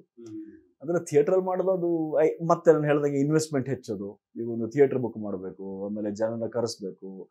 ಈಗ ಎಲ್ಲೋ ಬೇರೆ ಬೇರೆ ದೇಶಗಳಿಂದ ಬರೋವ್ರಿಗೆ ನಾವು ಅವ್ರಿಗೆ ಏರ್ಪಾಟ್ ಮಾಡಿಕೊಡ್ಬೇಕು, ಅವ್ರ ವಸತಿಗೆ, ಆಮೇಲೆ ಅವ್ರಿಗೆ ಎಲ್ಲಿ ಅವ್ರಿಗೆ ರಿಹರ್ಸಲ್ ಸ್ಪೇಸ್ ಮಾಡಬೇಕಾಗತ್ತೆ, ಆಮೇಲೆ ಅವ್ರಿಗೆ ಏನೇನಿದೆ ಅವೆಲ್ಲ ನೋಡ್ಕೋಬೇಕಾಗತ್ತೆ ನಾವು. ಅದಕ್ಕೆ ಬೇಕಾಗಿರುವಂಥ ಫೈನಾನ್ಷಿಯಲ್ ಬ್ಯಾಕಿಂಗ್ ಇಲ್ಲ. ಅದಿದ್ದಿದ್ರೆ ಕಥೆನೇ ಬೇರೆ ಆಗಿರೋದು, ಮಾಡ್ಬೋದಿತ್ತು. ಹೌದೌದು. ಈಗ ಒಂದು ಒಳ್ಳೆ ನಾಟಕೋತ್ಸವ ನನಗೆ ಭಾಳ ಆಸೆ ಇದೆ. ನ್ಯೂಯಾರ್ಕಲ್ಲಿ ದೊಡ್ಡದಾಗಿ ಅಂತಾರಾಷ್ಟ್ರೀಯ ಕನ್ನಡ ನಾಟಕೋತ್ಸವ ಮಾಡಬೇಕು. ದೊಡ್ಡ ಥಿಯೇಟರ್, ಬ್ರಾಡ್ವೇ ಸ್ಟೇಜ್ ತಗೊಂಡೇ ಮಾಡಬೇಕು. 1500-2000 ಕೆಪಾಸಿಟಿ ಇರೋ ಥಿಯೇಟ್ರಲ್ಲಿ ಮಾಡಬೇಕು. ಪ್ರಪಂಚದ ಎಲ್ಲ ಕಡೆಯಿಂದನೂ ಕನ್ನಡ ತಂಡಗಳು ಬಂದು ನಾಟಕ ಮಾಡಬೇಕು ಅಂತ ಆಸೆ ಇದೆ. ಅವರ ಆಸೆ ಅದನ್ನ ಪೂರೈಸೋದಕ್ಕೆ ಬೇಕಾಗಿರೋ ಹಣ ಇಲ್ಲ ಅಷ್ಟೇ ನನ್ನ ಹತ್ರ. ಎಸ್ ಸರ್, ಇನ್ನು ಅವಕಾಶಗಳು ಹೇಗೆ ಸಿಗ್ತಾ ಇದೆ ಅಂತ ಅಮೆರಿಕದಲ್ಲಿ ರಂಗಭೂಮಿಗೆ ಸಂಬಂಧಪಟ್ಟಂತೆ ನಮ್ಮತ್ತೆ ಕಲಾವಿದರು ಸಾಕಷ್ಟು ಜನರು ಕೂಡ ಇರ್ತಾರೆ. ಈ ಕನ್ನಡಿಗರಿಗೆ ಪ್ರತ್ಯೇಕವಾಗಿ ಏನಾದ್ರೂ ಅವಕಾಶಗಳು ಸಿಗ್ತಾ ಇದೆಯಾ? ನೋಡಿ, ಅವಕಾಶಗಳನ್ನ ಹುಡುಕಿಕೊಂಡು ಹೋದ್ರೆ ಸಿಗುತ್ತೆ. ಆದ್ರೆ ಈಗ ಪರಿಸ್ಥಿತಿ ಹೇಗಿದೆ ಅಂದ್ರೆ ಅವಕಾಶ ಒದಗಿಸಿದ್ರು ಕೂಡ ಅದನ್ನ ಸನ್ಮಾನ ಮಾಡದಿರೋರು ಇದ್ದಾರೆ, ಅಂಥವ್ರು ಹೆಚ್ಚಿದ್ದಾರೆ. ಈಗ ಒಂದು ಉದಾಹರಣೆ ಕೊಡ್ತೀನಿ. ನಾವು ಇರುವ ನ್ಯೂಜರ್ಸಿನಲ್ಲಿ, ಆ ಸೆಂಟ್ರಲ್ ನ್ಯೂಜರ್ಸಿ ಏರಿಯಾನಲ್ಲಿ ಎಡಿಸನ್ ಇಂದ ಪ್ರಿನ್ಸ್ಟನ್ವರೆಗೂ ಒಂದು ಭಾಳ ದೊಡ್ಡ ಜಾಗ ಅದು. ಅಲ್ಲಿ ಅಷ್ಟು ಜಾಗದಲ್ಲೇ ಒಂದು ವರ್ಷದಲ್ಲಿ ಏನಿಲ್ಲ ಅಂದರೂ 6 ಥಿಯೇಟರ್ ಫೆಸ್ಟಿವಲ್ಸ್ ನಡೀತವೆ. ಎಲ್ಲ ಇಂಡಿಯನ್ ಥಿಯೇಟರ್ ಫೆಸ್ಟಿವಲ್. ಅದು ಒಂದು ಎಲ್ಲ 400-500 ಟಿಕೆಟ್ಗಳು ಸೇಲ್ ಆಗಿಬಿಡ್ತವೆ, ಒಂದು ದಿನದಲ್ಲಿ ಸೇಲ್ ಆಗಿಬಿಡ್ತವೆ. ಎಲ್ಲ ನಾಟಕೋತ್ಸವದ್ದು ಹೌಸ್ಫುಲ್ ಆಗಿಬಿಡುತ್ತೆ. ಅದರಲ್ಲಿ ಹೆಚ್ಚು ನಾಟಕಗಳು ಈಗ ಮರಾಠಿ ನಾಟಕ, ಬೆಂಗಾಲಿ ನಾಟಕ, ಇಂಗ್ಲಿಷ್ ನಾಟಕ, ಹಿಂದಿ ನಾಟಕ, ಈ ಭಾಷೆಗಳ ನಾಟಕಗಳು ನಡೀತವೆ. ಆಕ್ಟರ್ಗಳು ಎಷ್ಟು ಬ್ಯುಸಿ ಇರ್ತಾರೆ ಅಂದರೆ, ನಾನು ಆಡಿಷನ್ ಮಾಡೋದಿಲ್ಲ ಅಂತಾರೆ. ನನ್ನ ಕಾಸ್ಟ್ ಮಾಡು, ರೋಲ್ ಕೊಡು, ನಾನು ಮಾಡ್ತೀನಿ. ನಾನು ಆಡಿಷನ್ ಮಾಡು ಅಂತ ಹೇಳ್ಬೇಡ, ಯಾಕೆಂದ್ರೆ ನನಗೆ ಅಲ್ಲಾಗಲೇ ಸಿಕ್ಕಿದೆ ಪಾತ್ರ. ಅಷ್ಟು ಡಿಮ್ಯಾಂಡಲ್ಲಿ ಇದ್ದಾರೆ ಆಕ್ಟರ್ಗಳು. ಈಗ ನನಗೆ ಬೇರೆ ಹೊಸ ಆಕ್ಟರ್ಗಳನ್ನ ನೋಡಬೇಕು, ಇನ್ಯಾರಿಗಾನ ಒಂದು ಆಪರ್ಚುನಿಟಿ ಕೊಡೋಣ, ಅವಕಾಶ ಕೊಡೋಣ ಅಂದರೆ ಬರೋದಿಲ್ಲ, ಆಸಕ್ತಿ ಇರಲಿಲ್ಲ. ನಾಟಕದಲ್ಲಿ ನೋಡೋದಕ್ಕೆ ಹೇಗಾನೋ ಇರಲಿ ಅವರು, ಅಥವಾ ಅವರು ಪ್ರತಿಭೆ ಏನಾನ ಇರಲಿ, ಅಥವಾ ಅವ್ರ ಎಜುಕೇಷನ್ ಏನಾನ ಇರಲಿ, ನಾಟಕದಲ್ಲಿ ಅತಿ ಮುಖ್ಯವಾದ್ದೇನು ಅಂದರೆ ಕಮಿಟ್ಮೆಂಟ್. ನಾನು 1.5 ತಿಂಗಳು ರಿಹರ್ಸಲ್ಗೆ ಬರ್ತೀನಿ, ಹೇಳಿದ ಟೈಮಿಗೆ ಬರ್ತೀನಿ, ನಾನು ಲೈನ್ಗಳು ಕಲಿತೀನಿ, ಕಷ್ಟಪಟ್ಟು ಡೈರೆಕ್ಟರ್ ಹೇಳಿದಾಗ ನಾನು ಮಾಡ್ತೀನಿ ಅನ್ನೋ ಒಂದು ಮನಸ್ಥಿತಿ ಇಲ್ಲದಿದ್ರೆ ನಾಟಕ ಮಾಡೋದಕ್ಕೆ ಆಗೋದಿಲ್ಲ. ಈಗ ನಾನು ನೋಡೋದಕ್ಕೆ ಬಹಳ ಸುಂದರವಾಗಿದ್ದೀನಿ ಅಂತ ಹೇಳಿದ್ರೆ ಆಯ್ತು, ಬರೀ ಒಂದು ಫೋಟೋ ತೆಗೆದು ಕಳಿಸ್ಬೋದು. ಅದು ನಾಟಕದಲ್ಲಿ ಹಾಗಾಗೋದಿಲ್ಲ. ನಾಟಕದಲ್ಲಿ ಅವ್ರ ಕಮಿಟ್ಮೆಂಟ್ ಮುಖ್ಯ. ಪ್ರತಿದಿನ ಬರ್ತಾರ, ಹೇಳಿದ ಟೈಮಿಗೆ ಬರ್ತಾರ, ಕೆಲಸ ಮಾಡ್ತಾರ, ಅವ್ರ ಲೈನ್ಗಳು ಕಲಿತಾರ, ಡೈರೆಕ್ಟರ್ ಹೇಳ್ದಾಗ ಕೇಳ್ತಾರ. ಇದೆಲ್ಲ ಬಹಳ ಮುಖ್ಯ ಆಗುತ್ತೆ.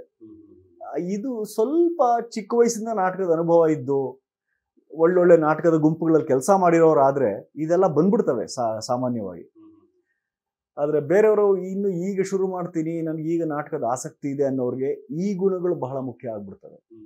ಅವರ ಶಿಸ್ತು ಹೇಗಿದೆ, ಟೈಮ್ ಸರಿಯಾಗಿ ಬರ್ತಾರ, ಕಷ್ಟಪಡಕ್ಕೆ ರೆಡಿ ಇದಾರ. ಯಾಕೆಂದ್ರೆ ಕಷ್ಟ ಸುಲಭ ಅಲ್ಲ ನಾಟಕ ಮಾಡೋದು.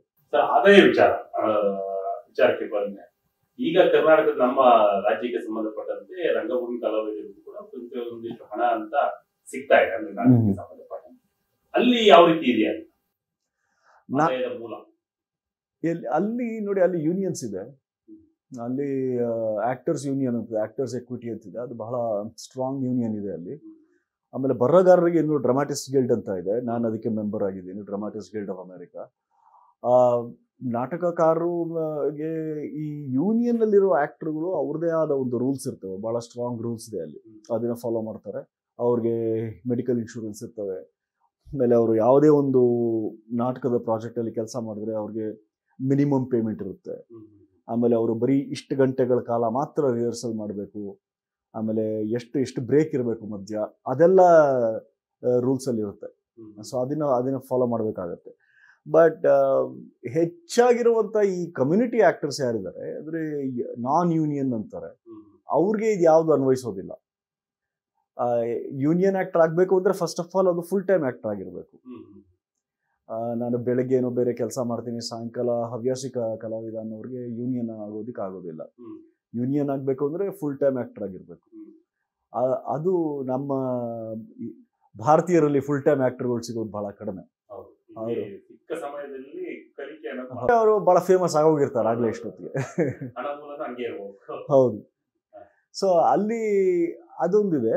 ಬಟ್ ಇನ್ನೊಂದು ಏನೇನಂದ್ರೆ, ಈಗ ನಾವು ಇಲ್ಲೂ ಬಹಳ ಜನ ಅದನ್ನ ಪ್ರತಿಪಾದಿಸ್ತಿದ್ದಾರೆ. ಇನ್ನು ಎಷ್ಟೋ ನಿರ್ದೇಶಕರು ಸ್ಪಾನ್ಸರ್ಶಿಪ್ ತಗೊಳ್ಳಲ್ಲ, ಯಾರ ಹತ್ರನೂ ಗ್ರಾಂಟ್ ತಗೊಳ್ಳಲ್ಲ. ನಾನು ನಾಟಕ ಮಾಡ್ತೀನಿ, ಜನಕ್ಕೆ ಇಷ್ಟ ಆದ್ರೆ ಬಂದು ನೋಡ್ತಾರೆ, ನನ್ಗಾದ್ರೆ ಆ ಹಣ ಸಾಕು ಅನ್ನೋರು ಇದ್ದಾರೆ. ಆ ರೀತಿ ಮಾಡ್ಬೋದಲ್ಲಿ. ಈಗ ನೀವು ಒಂದು ಒಳ್ಳೆ ನಾಟಕ ಮಾಡಿ ಒಂದು 500 ಜನನ ಸೇರಿಸ್ತೀನಿ ಅಂದ್ರೆ ಒಂದು ಒಳ್ಳೆ ಥಿಯೇಟ್ರಲ್ಲಿ ಅದರಲ್ಲಿ ಹಣ ಸಂಗ್ರಹಿಸ್ಬೋದು. ಅದು ಒಂದು ಮೆಥಡ್ ಇದೆ. ಬಟ್ ಗೌರ್ಮೆಂಟ್ ಗ್ರಾಂಟ್ಸ್ ಎಲ್ಲ ಅಲ್ಲಿ ತುಂಬಾ ಇದೆ. ಬಟ್ ನೀವು ಅದೇ ಕ್ಷೇತ್ರದಲ್ಲಿ ಇರಬೇಕು, ತೊಡಗಿರ್ಬೇಕು. ನಾನು ಬೆಳಗ್ಗೆ IT ಕೆಲಸ ಮಾಡ್ತೀನಿ, ಸಾಯಂಕಾಲ ಹೋಗಿ ಟೈಮ್ ಪಾಸ್ಗೆ ನಾಟಕ ಮಾಡ್ತೀನಿ ಅನ್ನೋರಿಗೆ ಆ ಥರ ಗ್ರಾಂಟ್ಗಳು ಸಿಗೋದಿಲ್ಲ. ಸಮಯ ಅಂದ್ರೆ ಒಂದಿಷ್ಟು ಸಮಯ ಸಿಗುತ್ತೆ ಅನ್ನೋ ಕಲ್ಪನೆಗೆ ಅವಕಾಶ ಇಲ್ಲ, ಗ್ರಾಂಟ್ ಅವಕಾಶ ಇಲ್ಲ. ಹೌದು, ಅವರ ಹೌದು. ಇಲ್ಲಿ ಅದು ಇನ್ನೊಂದು ವ್ಯತ್ಯಾಸ ಕೇಳಿದ್ರಿ, ಹಾಬೀಸ್ ಟು ಅಮ್ಯಾಚೂರ್ಗೆ ಬಹಳ ಡಿಫ್ರೆನ್ಸ್ ಇದೆ. ಅದು ಹಾಬೀಸ್ ಟು ಪ್ರೊಫೆಷನಲ್. ನಾನು ಬರೀ ವೀಕೆಂಡಲ್ಲಿ ಸುಮ್ಮನೆ ನಮ್ಮ ಫ್ರೆಂಡ್ಸ್ ಜೊತೆ ಎಲ್ಲ ಸೇರ್ತೀವಿ, ಊಟಕ್ಕೆ ಹೋಗ್ತೀವಿ, ಆಮೇಲೆ ಒಂದು ನಾಟಕ ಮಾಡಿ ನಾಟಕ ಆದ್ಮೇಲೆ ಗುಂಡಾಕ್ ಮನೆಗೆ ಹೋಗ್ತೀವಿ ಅನ್ನೋ ಒಂದು ಹವ್ಯಾಸ. ಅದು ತಪ್ಪೇನಿಲ್ಲ, ಆದರೆ ಅದು ಹವ್ಯಾಸಿನೇ ಆಗ್ಬಿಡುತ್ತೆ, ಹಾಬೀಸ್ ಆಗ್ಬಿಡ್ತಾರೆ. ಬಟ್ ಪ್ರೊಫೆಷನಲ್ಸ್ ಅಂದ್ರೆ ದಿನನಿತ್ಯ ಅದೇ ಕೆಲಸ, ದಿನನಿತ್ಯ ಬೆಳಗ್ಗೆ ಎದ್ದು ಅದರಲ್ಲೇ ಕಷ್ಟ, ಅದು ಕಷ್ಟದ ಜೀವನ.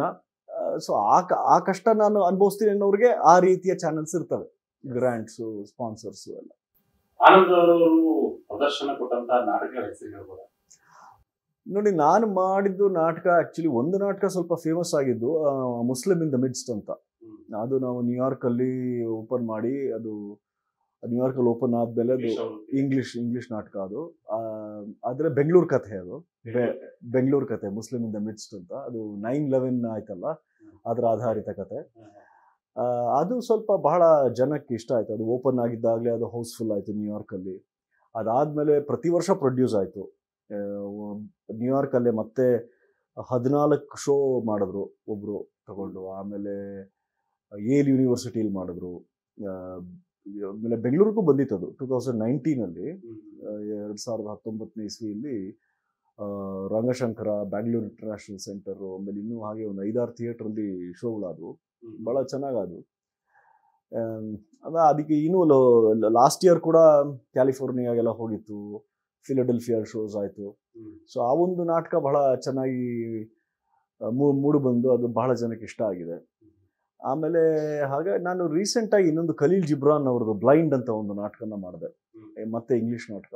ಅದು ಖಲೀಲ್ ಜಿಬ್ರಾನ್ ಅವರ ನಾಟಕ ಇಲ್ಲಿವರೆಗೂ ಮಾಡೇ ಇರಲಿಲ್ಲ ಯಾರು. ಅದು ಮೊಟ್ಟ ಮೊದಲ ಶೋ ನಾನೇ ಮಾಡಿದ್ದು ಅದನ್ನ. ಅದು ನ್ಯೂ ಜರ್ಸಿಲಿ ಮಾಡಿದೆ. ಆಮೇಲೆ ಇನ್ನೊಂದು ನಮ್ಮ ಅದೇ ಈ ಲಾ ಫಾರ್ ದ ಎಂಟೈಟಲ್ಡ್ ಅಂತ ಶ್ರೀರಂಗ ಅವರ ಸಂಪತ್ ಧರ್ಮನ ಇಂಗ್ಲೀಷಲ್ಲಿ ಲಾ ಫಾರ್ ದ ಎಂಟೈಟಲ್ಡ್ ಅಂತ ಅದು ಮಾಡಿ, ಅದು 2 ಶೋ ಆಯಿತು. ನ್ಯೂಯಾರ್ಕಲ್ಲಿ ಆಯಿತು, ವಾಷಿಂಗ್ಟನ್ DC ನಲ್ಲಿ ಆಯಿತು. ಸೊ ಹೀಗಾಗಿ ನಾವು ನಾಟಕಗಳನ್ನ ಮಾಡ್ತಾನೆ ಇರ್ತೀವಿ. ಯಾವುದು ಒಂದಾಗಿದ್ದ ಕೂಡಲೇ ಇನ್ನೊಂದಿನ ತಗೊಳ್ಳೋದು. ಸೊ ಯಾವ್ದು ಚೆನ್ನಾಗಿದೆ, ಯಾವ್ದು ಚೆನ್ನಾಗಿಲ್ಲ, ನಮ್ಗೆಲ್ಲ ಇಷ್ಟನೇ. ಆದರೆ ಕೆಲವು ನಾಟಕಗಳು ಜನಕ್ಕೆ ಇಷ್ಟ ಆಗುತ್ತೆ, ಇನ್ನೂ ಹೆಚ್ಚು ಪ್ರೊಡ್ಯೂಸ್ ಆಗುತ್ತೆ, ಹೆಚ್ಚು ಜನ ನೋಡ್ತಾರೆ. ಅವಕಾಶಗಳು ಹೇಗೆ ಬಂತು ಅಂತ ಆರಂಭದಲ್ಲಿ ತಾವು ಹೇಳಿದೆ, ಊಟಾಡಗಳು ಸಾಕಷ್ಟು ಜನಸಂಖ್ಯೆ ಸೇರಿತ್ತು, ತಾವು ಪ್ರಚಲಿತ ಆಗ್ತೀವಿ. ಅದಾದ್ಮೇಲೆ ತಮಗೆ ಅವಕಾಶಗಳು ಹೇಗೆ ಉಂಟು ಅಂತ ತಾವು ಉಳ್ಕೊಂಡು ಹೋದ್ರೆ ಅದು ಎರಡು ಆಗುತ್ತೆ. ಕೆಲವು ಸಲ ಏನು ಮಾಡ್ತೀನಿ, ನಾನು ನೋಡ್ತೀನಿ ಯಾವುದೋ ಒಂದು ಒಳ್ಳೆ ಪ್ರೊಡಕ್ಷನ್ ಕಂಪನಿ ಭಾಳ ಒಳ್ಳೆ ನಾಟಕಗಳು ಮಾಡ್ತಾರೆ, ಅಥವಾ ಯಾವುದೋ ಒಬ್ಬ ನಿರ್ದೇಶಕ ಬಹಳ ಒಳ್ಳೆ ಕೆಲಸ ಮಾಡ್ತಾ ಇದ್ದಾರೆ ಅಂದರೆ ನಾನು ಅವರ ಡೈರೆಕ್ಟಾಗಿ ಮಾತಾಡಿಸ್ತೀನಿ, ಹೇಳ್ತೀನಿ, ನಿಮ್ಮ ಕೆಲಸ ನನಗೆ ಭಾಳ ಹಿಡಿಸ್ತು, ನಂದೊಂದು ನಾಟಕ ಇದೆ, ನೀವು ಅದನ್ನ ನಿರ್ದೇಶನ ಮಾಡಿದ್ರೆ ಚೆನ್ನಾಗಿರುತ್ತೆ ನೋಡಿ ಅಂತ. ಆವಾಗ ಅದನ್ನ ಅವರು ಓದಿ ಆಮೇಲೆ ಅವ್ರು ಇಷ್ಟಪಟ್ಟು ಮಾಡ್ತಾರೆ. ಆಮೇಲೆ ಕೆಲವು ಸಲ ನಮ್ಮ ನಾಟಕ ನೋಡಕ್ಕೆ ಬಂದಿರೋರು ಪರಿಚಯ ಆಗಿ ಮಾತಾಡಿಸಿ, ನನಗೆ ಈ ನಾಟಕ ಭಾಳ ಹಿಡಿಸ್ತು, ನಾವು ಮಾಡ್ಬೋದಾ ಅಂತ ಕೇಳ್ತಾರೆ. ಹಾಗಾಗಿ ಬರ್ತವೆ. ಈಗ ಯೇಲ್ ಯೂನಿವರ್ಸಿಟಿಲಿ ನನಗೆ ಅವಕಾಶ ಬಂದಿದ್ದು ಅಂದರೆ ಒಂದೊಂದು ವಿಚಿತ್ರವಾದ ಕಥೆಗಳು, ಯಾವುದು ಒಂದೇ ಥರ ಇರೋದಿಲ್ಲ. ಈಗ ನೋಡಿ, ಯೇಲ್ ಯೂನಿವರ್ಸಿಟಿನಲ್ಲಿ ಅವ್ರದ್ದು 135 years of their middle eastern studies department ಒಂದು ಇವೆಂಟ್ ಮಾಡಿದ್ರು.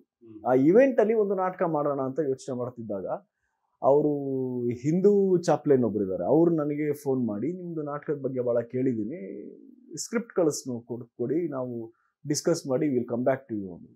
ಅದು ಕಳಿಸಿ 2 ದಿನಕ್ಕೆ ಅವರೇ ಫೋನ್ ಮಾಡಿ ಮತ್ತೆ ನಮಗೆ ತುಂಬ ಇಷ್ಟ ಆಯಿತು ನಾಟಕ, ಮಾಡ್ತೀರಾ, ನಿಮ್ಮದು ಬಡ್ಜೆಟ್ ಏನಿದೆ, ಫಂಡ್ಸ್ ಏನಿದೆ, ಯಾವ ಡೇಟಿಗೆ ಮಾಡ್ಬೋದು ಎಲ್ಲ ಹೇಳಿ ಅಂತ. ಸೊ ಡೀಟೇಲ್ಸ್, ಸೊ ಈ ರೀತಿನೂ ಬರ್ತವೆ. ಎಲ್ಲೋ ನೋಡಿರೋರು, ಎಲ್ಲೋ ಕೇಳಿರೋರು ನಮಗೆ ಸಂಪರ್ಕಿಸಿ ಮಾಡಬೇಕು ಅಂತ ಆಸೆ ವ್ಯಕ್ತಪಡಿಸ್ತಾರೆ. ಇನ್ನು ಕೆಲವರು ನಾನೇ ಹೇಳ್ತೀನಿ, ನೋಡಿ ಈ ಥರದ್ದೊಂದು ನಾಟಕ ಇದೆ, ನೀವು ಮಾಡ್ಬೋದು ಅಂತ. ಯಾಕೆಂದರೆ ನೋಡಿ, ಕೆಲವು ಬಹಳ ಅದ್ಭುತವಾಗಿರುವಂಥ ಥಿಯೇಟ್ರ್ಗಳಿವೆ ನ್ಯೂಯಾರ್ಕಲ್ಲಾಗಿರ್ಬೋದು, ಸುತ್ತಮುತ್ತ ಜಾಗಗಳಲ್ಲಿ. ನಾನು ಅವ್ರಿಗೆ ಹೋಗಿ ಕೇಳ್ತೀನಿ, ನೀವು ನನಗೆ ನಿಮ್ಮ ಸ್ಟೇಜ್ ಬಹಳ ಇಷ್ಟ ಆಗಿದೆ, ಇಲ್ಲಿ ನಾಟಕ ಮಾಡಬೇಕು ಅಂತ. ಬಟ್ ನನ್ನ ಹೆಸರು ಹೇಳಿ ನಾನು ಪರಿಚಯ ಮಾಡ್ಕೊಂಡು, ಅವ್ರಿಗೆ ಗೊತ್ತಿರ್ತವೆ, ಹೇಗೋ ಅವರು ನನ್ನ ಪರಿಚಯ ಇರುತ್ತೆ, ನಮ್ಮ ನಾಟಕದ ಬಗ್ಗೆ ಕೇಳಿರ್ತಾರೆ ಅಥವಾ ಏನೋ ಆಗಿರುತ್ತೆ. ಅಲ್ಲಿ ಕೆಲವು ನಾಟಕದ ಪತ್ರಿಕೆಗಳಿವೆ, ಬ್ರಾಡ್ವೇ ವರ್ಲ್ಡ್ ಅಂತ ಒಂದಿದೆ, ಆಮೇಲೆ ಥಿಯೇಟರ್ ರಿವ್ಯೂಸ್ ಅನ್ಲಿಮಿಟೆಡ್ ಅಂತ ಇದೆ, ಆಮೇಲೆ ಇನ್ನೊಂದು ಆ ಥರ ಲೋಕಲ್ ಥಿಯೇಟರ್ ನ್ಯೂಯಾರ್ಕ್ ಅಂತ ಇದೆ. ಕೆಲವು ಇದೆಲ್ಲ ಸ್ವಲ್ಪ ಫೇಮಸ್ ಆಗಿರುವಂಥ ಆನ್ಲೈನ್ ಮೀಡಿಯಾಗಳು. ಅದರಲ್ಲಿ ನನ್ನ ಬಗ್ಗೆ ಬರೆದಿದ್ದಾರೆ ಈ ಹಿಂದೆ. ಅದನ್ನ ನೋಡಿ ಜ್ಞಾಪಕ ಇಟ್ಕೊಂಡಿದ್ದವರು ಹೇಳಿದಾರ, ನಾನು ನೋಡಿದ್ದೀನಿ, ನಿಮ್ಮನ್ನ ಕೇಳಿದ್ದೀನಿ ನಿಮ್ಮ ನಾಟಕದ ಬಗ್ಗೆ ಅಂತ ಹೇಳೋರು. ಸೊ ಆ ಒಂದು ಕನೆಕ್ಷನ್ನಿಂದ ನಾವು ಮಾತು ಮುಂದುವರಿಸ್ಬೋದು. ಸೊ ನೋಡಿ, ನಿಮ್ಗೇನು ಅನ್ಸುತ್ತೆ, ನಿಮ್ಮ ಥಿಯೇಟ್ರಲ್ಲಿ ಮಾಡ್ಬೋದಾ ಅಂತ. ಸೊ ಆ ಅವಕಾಶ ಇದ್ದಾಗ ಹೇಳ್ತಾರೆ, ಈ ವರ್ಷ ಇಲ್ಲ, ಮುಂದಿನ ವರ್ಷ ನೋಡೋಣ ಅಂತಾರೆ. ಅಥವಾ ಸಡನ್ ಅಂತ ಇವಾಗ ಯಾವುದೋ ಒಂದು ಕ್ಯಾನ್ಸಲ್ ಆಯಿತು, ಮಾಡೋಕ್ಕಾಗತ್ತಾ ಅಂತ ಕೇಳ್ತಾರೆ. ಹಾಗೆ ಹೌದು. ಮುಖ್ಯವಾಗಿ ಅಲ್ಲಿ ಸರ್ಕಾರಗಳ ಸಪೋರ್ಟ್ ಬಹಳ ಮುಖ್ಯವಾಗುತ್ತೆ. ಇಲ್ಲಿ ಸಾಕಷ್ಟು ಜನರು ಕೂಡ ಸರ್ಕಾರದ ಹಲವು ಬೇಡಿಕೆಗಳನ್ನ ಇಟ್ಕೊಂಡು ಕೆಲಸ ಮಾಡಬೇಕು, ಅದಕ್ಕೆ ತಕ್ಕಂತ ಪೂರೈಕೆಗೂ ಸರ್ಕಾರಗಳು ಮಾಡ್ತಾರೆ. ಅಲ್ಲಿಯ ಸರ್ಕಾರ ಮುಖ್ಯವಾಗಿ ರಂಗಭೂಮಿಗೆ ಯಾವ ರೀತಿಯಾಗಿ ಸಪೋರ್ಟ್ ಆಗಿದೆ? ಇವಾಗಿನ ಹೊಸ ಸರ್ಕಾರದ ಬಗ್ಗೆ ಕೇಳ್ಬಿಡಿ, ನನಗೆ ಗೊತ್ತಿಲ್ಲ. ಬಟ್ ಅಲ್ಲಿ ನೋಡಿ, ಒಂದು ದೊಡ್ಡ ಆರ್ಗನೈಸೇಷನ್ ಅಂದ್ರೆ NEA, national endowment for the arts ಅಂತ. ಸೊ ಅವ್ರದ್ದು ಗ್ರಾಂಟ್ಸ್ ತುಂಬ ಇರ್ತಾವಲ್ಲಿ. ಅಂದರೆ ನೀವು NEA ಗ್ರಾಂಟಿ ಆಗಬೇಕು ಅಂದರೆ ಸಾಕಷ್ಟು ಕೆಲಸ ಮಾಡಿರ್ಬೇಕಲ್ಲಿ ಆಗಲೇ. ಆಮೇಲೆ ಈ ಸ್ಟೇಟ್ ವೈಡ್ ಗ್ರಾಂಟ್ಸು ಇರ್ತವೆ. ಈಗ NJ ಸ್ಟೇಟಲ್ಲಿ ಕಲ್ಚರಲ್ ಅಫೇರ್ಸ್ ಡಿಪಾರ್ಟ್ಮೆಂಟ್ ಅವ್ರದ್ದೇ ಒಂದಷ್ಟು ಗ್ರಾಂಟ್ಸ್ ಇರ್ತವೆ, ಅಪ್ಲೈ ಮಾಡಬೇಕು, ಗ್ರಾಂಟ್ಸ್ಗೆ ಅಪ್ಲೈ ಮಾಡಬೇಕು. ಆಮೇಲೆ ಒಂದೇನು ಅಂದರೆ ಅಲ್ಲಿ ದ ಪ್ರಾಸೆಸ್ ಬಹಳ ಟ್ರಾನ್ಸ್ಪರೆಂಟ್ ಆಗಿದೆ. ಅಲ್ಲಿ ಹಿಂದೆ ನಡೆಯೋದು ಎಲ್ಲ ನಮಗೆ ಗೊತ್ತಾಗ್ತವೆ, ಹೇಗೆ ನಡೀತವೆ, ನಾವು ಅಪ್ಲಿಕೇಶನ್ ಪ್ರಾಸೆಸ್ ಏನಿದೆ, ಯಾರಿಗೆ ಅಪ್ಲೈ ಮಾಡ್ತೀವಿ. ಆಮೇಲೆ ಕೆಲವು ಸಲ ಅನಾನಿಮಸ್ ಅಪ್ಲಿಕೇಶನ್ಸೇ ಇರ್ತವೆ, ನಮ್ಮ ಹೆಸರು ಇರೋದಿಲ್ಲ ಅಲ್ಲಿ. Purely on the merit of the project ಅವರು ಗ್ರಾಂಟ್ ಕೊಡ್ತಾರೆ. ಆ ರೀತಿ ಅದು ನನಗೆ ಒಂದು ಸ್ವಲ್ಪ ಅಲ್ಲಿ ಯಾವುದೇ ಒಂದು ಸರ್ಕಾರಿ ಇಲಾಖೆಗೆ ಹೋಗಿ ಅಲ್ಲಿ ನಮ್ಮ ಕೆಲಸ ಮಾಡಿಸ್ಕೋಬೇಕು ಅಂದರೆ ನನಗೆ ಅಲ್ಲಿ ಬಹಳ ಸುಲಭ ಅನಿಸುತ್ತೆ ಇಲ್ಲಿ ಕಂಪೇರ್ ಮಾಡೋದು. ಹೌದೌದು. ಯಾಕೆಂದರೆ ಅಲ್ಲಿ ಪ್ರೋಸೆಸ್ ಇರುತ್ತೆ, ಆಮೇಲೆ ಮಿಡಲ್ ಮ್ಯಾನ್ ಅನ್ನೋದು ಇರೋದಿಲ್ಲ. ಇಲ್ಲಿ ಎಲ್ಲದಕ್ಕೂ ಮಿಡಲ್ ಮ್ಯಾನ್ ಬೇಕಲ್ಲ, ಅಲ್ಲಿ ಮಿಡಲ್ ಮ್ಯಾನ್ ಅನ್ನೋದಿಲ್ಲ. ಇವಾಗ ನೀವು ಯಾವುದೇ ಸರ್ಕಾರಿ ಆಫೀಸ್ಗೆ ಡೈರೆಕ್ಟಾಗಿ ವಿಂಡೋ ಕೌಂಟರ್ಗೆ ಹೋಗಿ ನಿಂತ್ಕೊಂಡು ನನಗೆ ಈ ಕೆಲಸ ಆಗಬೇಕು, ಏನೇನು ಪೇಪರ್ ವರ್ಕ್ ಬೇಕು ಹೇಳ್ತಾರೆ, ಇದು ಪೇಪರ್ ವರ್ಕ್, ಆ ಪೇಪರ್ ವರ್ಕ್ ಇದ್ದರೆ ಸೈನ್ ಮಾಡಿ ಕೊಟ್ಟು ಆಯಿತು, ಕೆಲಸ ಆಯ್ತು, ಮುಗಿಯುತ್ತೆ ಅಷ್ಟೇ. ಅದಕ್ಕೆ ಕೆಲವು ಸಲ ಎಷ್ಟೊಂದು ಗೌರ್ಮೆಂಟ್ ವರ್ಕ್ಗೆ ನಾವು ದುಡ್ಡು ಕೊಡೋಷ್ಟು ಇರೋದಿಲ್ಲ, ಫ್ರೀ ಸರ್ವಿಸಸ್ ಇರ್ತವೆ. ಸರ್ವಿಸ್ ಚಾರ್ಜಸ್ ಇದ್ರೂ ಬಹಳ ಕಡಿಮೆ ಇರುತ್ತೆ. ಅಂದರೆ ಅದೆಲ್ಲ ವಿತ್ ರಿಸೀಟ್ ವಾಪಸ್ ಬರುತ್ತೆ, ಇಷ್ಟು ಪೇ ಮಾಡಿದ್ದೀವಿ ನಾವು ಅಂತ. ಅದಕ್ಕೆ ಸೊ ಅದು ಮಿಡಲ್ ಮ್ಯಾನ್ ಇಲ್ಲದೆ ಇರೋದು ಬಹಳ ಒಂದು ಅನುಕೂಲಕರವಾದ ವಿಷಯ ಅಲ್ಲಿ. ಈ ಗ್ರಾಂಟ್ಸು ಅಷ್ಟೇ ಅಲ್ಲ, ಆನ್ಲೈನು ಬಹಳ ಟ್ರಾನ್ಸ್ಪರೆಂಟ್ ಪ್ರಾಸೆಸ್ ಇರುತ್ತೆ. ಬಟ್ ಆದರೆ ನೀವು you should have reach that level. ನೀವು ಸಾಕಷ್ಟು ಕೆಲಸ ಮಾಡಿದ್ದೀರಿ ಅಂದರೆ, ಯಾಕೆಂದರೆ ಕಾಂಪಿಟೇಟಿವ್ ಆಗಿರ್ತವೆ. ನಿಮ್ಮ ಥರ ಒಂದು 50,000 ಜನ ಅಪ್ಲೈ ಮಾಡಿರ್ತಾರೆ ಸೇಮ್ ಗ್ರಾಂಟ್ಗೆ, ಯಾರಿಗೂ ಫೇವ್ರಿಟಿಸಮ್ ಇರೋದಿಲ್ಲ. So purely based on the merit of the project ನಿಮಗೆ ಗ್ರಾಂಟ್ ಬರುತ್ತೆ. ಸೊ ಹಾಗಾಗಿ ಅಲ್ಲಿ ಸರ್ಕಾರಿ ಇಲಾಖೆಗಳ ಜೊತೆ ಯಾವುದೇ ಒಂದು ಫೈನಾನ್ಷಿಯಲ್ ಅಸಿಸ್ಟೆನ್ಸ್ಗೆ ಅಪ್ಲೈ ಮಾಡೋದು ನನಗೆ ಈಸಿ ಅಂತ ಅನ್ಸುತ್ತೆ. ಆನಂದ್ ಅವರು ನಮ್ಮ ಅಮೆರಿಕ ಅಂತ ಹೇಳಿ ಒಂದು ವೇದಿಕೆಯನ್ನು ಸೃಷ್ಟಿ ಮಾಡ್ತಾರೆ. ಅದರ ಉದ್ದೇಶ ಏನಿತ್ತು, ಹೇಗೆ ನಡೀತಾ ಇದೆ? ನಮ್ಮೇರಿಕಾ ಅದು ನಮ್ಮ ಅಮೇರಿಕಾನೇ, ಆದರೆ ಅದನ್ನ ನಾವು ಸ್ವಲ್ಪ ಈಗ ಮಾಡಿ ಅದನ್ನ ನಮ್ಮೇರಿಕಾ ಮಾಡಿದ್ವಿ, ನಮ್ಮೇರಿಯಾ ಥರ. ಅದು ನಾವು ಸ್ಟಾರ್ಟ್ ಮಾಡಿದಾಗ ಏನಾಯ್ತು, CNN ಅವ್ರದ್ದು ಒಂದು ಅವರ್ ಅಮೇರಿಕಾ ಅಂತ ಒಂದು ಕಾರ್ಯಕ್ರಮ ಇತ್ತು. ಸೊ ನಾನು ಅದು ಕಾಪಿರೈಟ್ಗೆ ಸಬ್ಮಿಟ್ ಮಾಡಿದಾಗ ಅದು ಕ್ವಶನ್ ಬಂತು, how different are you from CNN Lisa Ling ಅಂತ ಅವರು ಆ್ಯಂಕರ್ ಮಾಡ್ತಾ ಇರೋದು ಅವರ್ ಅಮೇರಿಕಾ ಅಂತ. ಸೊ ನಾನು ಸೊ ನಮ್ಮ ಅಮೇರಿಕಾ ಅಂದರೆ ಎಕ್ಸಾಕ್ಟ್ ಟ್ರಾನ್ಸ್ಲೇಷನ್ ಅವರ್ ಅಮೇರಿಕಾ ಅಂತ ಆಗ್ಬಿಡುತ್ತೆ. ಸೊ ಅದನ್ನ ನಾನು ಹೇಳೋದು, ಇಲ್ಲ ಇದು ಅವರ್ ಅಮೇರಿಕಾ ಅಲ್ಲ, ಇದು ನಮ್ಮೇರಿಕಾ ಅಂದರೆ ಇದು ಸ್ಲ್ಯಾಂಗ್ ನಮ್ಮ ಏರಿಯಾ ಥರ. ಸೊ ನಮ್ಮೇರಿಕಾ ನಮ್ಮೇರಿಯಾ ಆ ಥರ ಅಂತ. ಸೊ ಹಾಗಾಗಿ ಅದು ಸಿಕ್ತು. ಸೊ ನಮ್ಮೇರಿಕಾ ಅಂತ ಹೆಸರಿಟ್ಟು ಅದನ್ನ ಶುರು ಮಾಡಿ, ಅದು ಒರಿಜಿನಲಿ ಶುರು ಮಾಡಿದ್ದು ಯಾಕೆಂದರೆ ಒಂದು ಡಿಜಿಟಲ್ ಪ್ಲಾಟ್ಫಾರ್ಮು ನಮ್ಮ ಕನ್ನಡಿಗರಿಗೆ ಅಂತ. ಒಂದು ಅಮೆರಿಕಾ ಪರಿಚಯ, ಇನ್ನೊಂದು ಅಮೆರಿಕಾ ಪರಿಚಯ ಯಾರ ದೃಷ್ಟಿಕೋನದಿಂದ ಅಂದರೆ, ಸೊ ಈಗ ನಮ್ಮ ಈ ಕರ್ನಾಟಕದಿಂದ ಅಮೆರಿಕಾಗೆ ಯಾರು ಬರ್ತಾ ಇದ್ದಾರೆ, ಸೆಲೆಬ್ರಿಟಿಗಳಿರ್ಬೋದು ಅಥವಾ ಯಾರೇ ಆಗಲಿ ಬಂದವರು, ಅವ್ರ ದೃಷ್ಟಿಕೋನದಿಂದ ಅಮೆರಿಕಾ ಹೇಗಿದೆ. ಸೊ ಹಾಗಾಗಿ ಶುರು ಮಾಡಿದ್ದು. ಈಗ ಬಂದರು ಭಾಳಷ್ಟು ಜನ ಮಾಡಿದ್ವಿ, ಡ್ಯಾನಿಶ್ ಸ್ಟೇಟ್ ಮಾಡಿದ್ವಿ, ಹಿರೇಗೌಡ, ಆಮೇಲೆ ಹರಿಣಿ ಅವ್ರು ಬಂದಿದ್ರು, ನಮ್ಮ ಹಳೆ ಹೀರೋಯಿನ್ ಹರಿಣಿ, ಆಮೇಲೆ ಪದ್ಮಜಾ ರಾವ್ ಅವರು, ಭಾಳ ಐಶ್ವರ್ಯ ಅರ್ಜುನ್ ಸರ್ಜಾ ಅವ್ರ ಮಗಳು ಅವ್ರು ಬಂದಿದ್ರು. ಹೌದು. ಸೊ ಹೀಗೆ ಯಾರ್ಯಾರು ಬರ್ತಾರೆ ಅವ್ರನ್ನೆಲ್ಲ ಕರ್ಕೊಂಡು ನಾವು ಸುತ್ತಾಡಿಕೊಂಡು ಸ್ವಲ್ಪ ಟೈಮ್ ಸ್ಕ್ವೇರ್ ಅಲ್ಲಿ ಇಲ್ಲಿ ನ್ಯೂಯಾರ್ಕ್, ಲಿಬರ್ಟಿ ಐಲ್ಯಾಂಡ್ ಅಂತೆ ಎಲ್ಲ ಕಡೆ ಹೋಗಿ ಸ್ವಲ್ಪ ಶೂಟ್ ಮಾಡಿ ಅವರ ದೃಷ್ಟಿಕೋನದಲ್ಲಿ ಅಮೆರಿಕ ಹೇಗಿದೆ, ಅವ್ರು ಏನು ಮಾಡ್ತಾ ಇದ್ದಾರೆ ಅವ್ರ ಬಗ್ಗೆನೂ ಮಾತಾಡ್ತೀವಿ, ಇದು ಮಾತಾಡ್ತೀವಿ. ಸೊ ಹಾಗೆ ಒಂದು ವಿಭಿನ್ನವಾದಂಥ ಒಂದು ಮಾಧ್ಯಮ. ಈಗ ಆವಾಗ ಇನ್ನು ನಾನು ಸ್ಟಾರ್ಟ್ ಮಾಡಿದಾಗ 2017 ಫಸ್ಟ್ ಎಪಿಸೋಡ್ ಮಾಡಿದ್ದು. ಹೆಚ್ಚು ಜನ ಇರಲಿಲ್ಲ ಆ ಥರ ಮಾಡೋರು. ಸೊ ಚೆನ್ನಾಗಿತ್ತು, ಮಾಡ್ತಾ ಇದ್ವಿ. ಬಟ್ ಆಮೇಲೆ ಕೋವಿಡ್ ಬಂದಮೇಲೆ ಇವರೆಲ್ಲ ಬರೋದು ನಿಂತು ಹೋಯ್ತು. ಯಾರು ಸೆಲೆಬ್ರಿಟಿಗಳು ಜನ ಓಡಾಟ ಇರಲಿಲ್ಲ, ನಾವು ಇಲ್ಲಿ ಹೊರಗೆ ಹೋಗಿರಲಿಲ್ಲ. ಸೊ ಆವಾಗ ಝೂಮಲ್ಲಿ ನಾಟಕಗಳು ಮಾಡೋಕ್ಕೆ ಶುರು ಮಾಡಿದ್ವಿ. ಆವಾಗಲೇ ವರ್ಚುವಲ್ ನಾಟಕಗಳು ಹುಟ್ಕೊಂಡಿದ್ವಿ. ಮೊದಲು ಸುಮ್ಮನೆ ಓದ್ತಿದ್ವಿ ಕೂತ್ಕೊಂಡು ನಾಟಕಗಳನ್ನ, ಅವ್ರವ್ರ ಮನೇಲಿ ಅವ್ರವ್ರು ಕೂತ್ಕೊಂಡು ಓದ್ತಿದ್ವಿ. ಅದು ತುಂಬ ಜನಕ್ಕೆ ಇಷ್ಟ ಆಯಿತು. ನಮ್ಮ ಸ್ನೇಹಿತರುಗಳೆಲ್ಲ ಭಾಳ ಒಳ್ಳೆ ಕಾನ್ಸೆಪ್ಟ್, ಚೆನ್ನಾಗಿದೆ, ನಮಗೆ ಹಳೆ ಆಲ್ ಇಂಡಿಯಾ ರೇಡಿಯೋ ನಾಟಕಗಳ ಥರ ಜ್ಞಾಪಕ ಬರ್ತಾ ಇದೆ, ಕಂಟಿನ್ಯೂ ಮಾಡಿ ಅಂತ ಹೇಳಿ. ಸೊ ಅದನ್ನ ಕಂಟಿನ್ಯೂ ಮಾಡಿ ಆಮೇಲೆ ಅದೇ ಹಾಗೆ ಝೂಮಲ್ಲಿ ಏನೇ ನಾಟಕಗಳನ್ನ ಇನ್ನೂ ಸ್ವಲ್ಪ ಚೆನ್ನಾಗಿ ಮಾಡೋಣ ಅಂತ ಹೇಳಿ ಬ್ಯಾಕ್ ಗ್ರೌಂಡ್ ಹಾಕಿದ್ವಿ, ಸೆಟ್ಟುಗಳು ಹಾಕಿದ್ವಿ, ಕಾಸ್ಟ್ಯೂಮ್ಗಳು ಹಾಕ್ಕೊಂಡು ಮಾಡೋಕ್ಕೆ ಶುರು ಮಾಡಿದ್ವಿ, ಸೌಂಡ್ ಎಫೆಕ್ಟ್ಸ್ ಕೊಟ್ವಿ, ಈ ಥರ ಎಲ್ಲ ನಾಟಕಗಳು. ಆಮೇಲೆ ನಾಟಕೋತ್ಸವ ಅಂತ ಮಾಡಿ ಕಾಂಪಿಟೇಷನ್ ಮಾಡಿ ಅದ್ರ ಬಗ್ಗೆ ಮಾತಾಡಿದ್ವಿ. ಭಾಳ ಚೆನ್ನಾಗಿ ಕಾಂಪಿಟೇಷನ್ ಆಯಿತು. ಆಮೇಲೆ ಅಮೇರಿಕಾ ಅಷ್ಟರಲ್ಲಿ ಏನಾಯಿತು, ಈಗ ಇದ್ದಕ್ಕಿದ್ದಂಗೆ ತುಂಬ ಜನ ಹುಟ್ಕೊಬಿಟ್ಟಿದ್ದಾರೆ. ನಮ್ಮ ಕನ್ನಡತಿ, ಅಮೇರಿಕದ ಕನ್ನಡಿಗ, ಅದು ಇದು 108, ನಾನು ಮಿಸಿಸಿಪಿ ಕನ್ನಡಿಗ, ಟೆಕ್ಸಸ್ ಕನ್ನಡತಿ, ಜಾರ್ಜಿಯಾ ಕನ್ನಡಿಗ ಅಂತೆಲ್ಲ 108 ಜನ ಹುಟ್ಕೊಬಿಟ್ಟಿದ್ದಾರೆ. ಎಲ್ಲ ಒಂದೊಂದು ಇನ್ಸ್ಟಾಗ್ರಾಮ್ ಚಾನಲ್, ಒಂದೊಂದು ಯೂಟ್ಯೂಬ್ ಚಾನಲ್, ಏನು ಎಲ್ಲರಿಗೂ 1 ಲಕ್ಷ ಫಾಲೋವರ್ಸ್. ನಾನು ನೋಡಿದ ನನಗೆ ತಲೆ ಕೆಟ್ಟೋಗಿದೆ. ನನಗೆ ಯಾವುದೇ ಒಂದು ಚಾಲೆಂಜ್ ಆದ್ರೂ ನನಗೆ ಯಾರು ಮಾಡಿಲ್ದೇ ಇರೋದಕ್ಕೆ ಕೈ ಹಾಕ್ತೀನಿ ನಾನು. ಬಟ್ ತುಂಬ ಜನ ಅದು ಸೇರ್ಕೊಟ್ರು, ಜಾತ್ರೆ ಆಯಿತು ಅಂದರೆ ನಾನು ಅದ್ರ ಬಿಟ್ಟು ಹೋಗ್ತೀನಿ. ನನಗೆ ಅದರಲ್ಲಿ ಯಾವ ಆಸಕ್ತಿನೂ ಇರೋದಿಲ್ಲ. ಹಾಗಾಗಿ ಅಮೆರಿಕ ನಾನು ಇವಾಗ ಸ್ವಲ್ಪ ಅದನ್ನು ಚೇಂಜ್ ಮಾಡೋಣ ಅಂತ ಆಯಿತು. 2 ಸೀಸನ್ ಕಾಂಟೆಂಟ್ ಮಾಡಿದ್ದೀನಿ. ಈಗ ಸ್ವಲ್ಪ ಅದನ್ನು ಚೇಂಜ್ ಮಾಡಿ ಪ್ಯಾನ್ ಇಂಡಿಯನ್ ಕಾಂಟೆಂಟ್ ಮಾಡೋಣ ಅಂತ. ಈಗ ನನ್ನ ನಾಟಕದ ಪ್ರೊಡಕ್ಷನ್ ಎಲ್ಲ ಅಮೆರಿಕದಿಂದ ಆಗುತ್ತೆ. America full fledge theatre production company ಥರ ಆಗಿದೆ ಈಗ. ಬಟ್ ಅಲ್ಲಿ ವಿಡಿಯೋಗಳು ಹೆಚ್ಚು ನಾನು ಈಗ ಸದ್ಯಕ್ಕೆ ಮಾಡ್ತಿಲ್ಲ. ಯಾಕೆಂದರೆ ಇದೇ ಕಾರಣಕ್ಕೆ.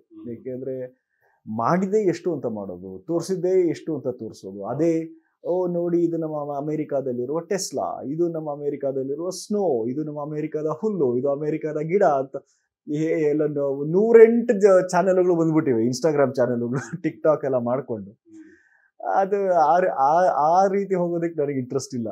ಸೊ ಈಗ ಅದರಿಂದ ಒಂದು ಪ್ಯಾನ್ ಇಂಡಿಯಾ ಕಾಂಟೆಂಟ್ ಮಾಡೋಣ ಅಂತ, ಅಂದರೆ ಬೇರೆ ಭಾಷೆಗಳನ್ನು ಸೇರಿಸಿ ಮಾಡೋದು ಅಥವಾ ಏನು ಮಾಡ್ಬೋದು ಅಂತ ಇನ್ನೂ ಯೋಚನೆ ಮಾಡ್ತಾ ಇದ್ದೀನಿ ನಾನು. ಅದು ಏನು ಬೇಕಾದರೂ ಮಾಡ್ಬೋದು. ಬಟ್ ಸದ್ಯಕ್ಕೆ ಅದು ನಮ್ಮ ಒಂದು ನಾಟಕದ ಪ್ರೊಡಕ್ಷನ್ ಕಂಪನಿ ಆಗಿದೆ ಅದು ಸದ್ಯಕ್ಕೆ. ಸೊ ಅಮೆರಿಕಾ ಇದೆ, ಬಟ್ ಆ ಒಂದು ಅವತಾರ ಸ್ವಲ್ಪ ಬದಲಾಗ್ಬೋದು.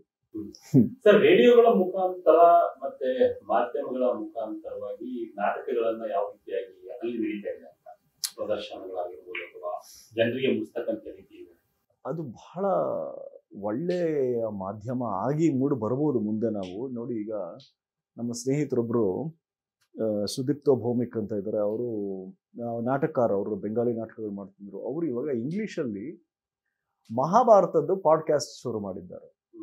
ಅಂದರೆ ಬಹಳ ನಾಟಕೀಯವಾಗಿ, ವಿತ್ ಮ್ಯೂಸಿಕ್ಕು, ವಿತ್ ಎಮೋಷನ್ನು. ಅವರು ಇಲ್ಲ ಪಾಡ್ಕಾಸ್ಟ್ ಮಾಡೋದು, ಬರೀ ಆಡಿಯೋ, ಬಹಳ ಚೆನ್ನಾಗಿದೆ.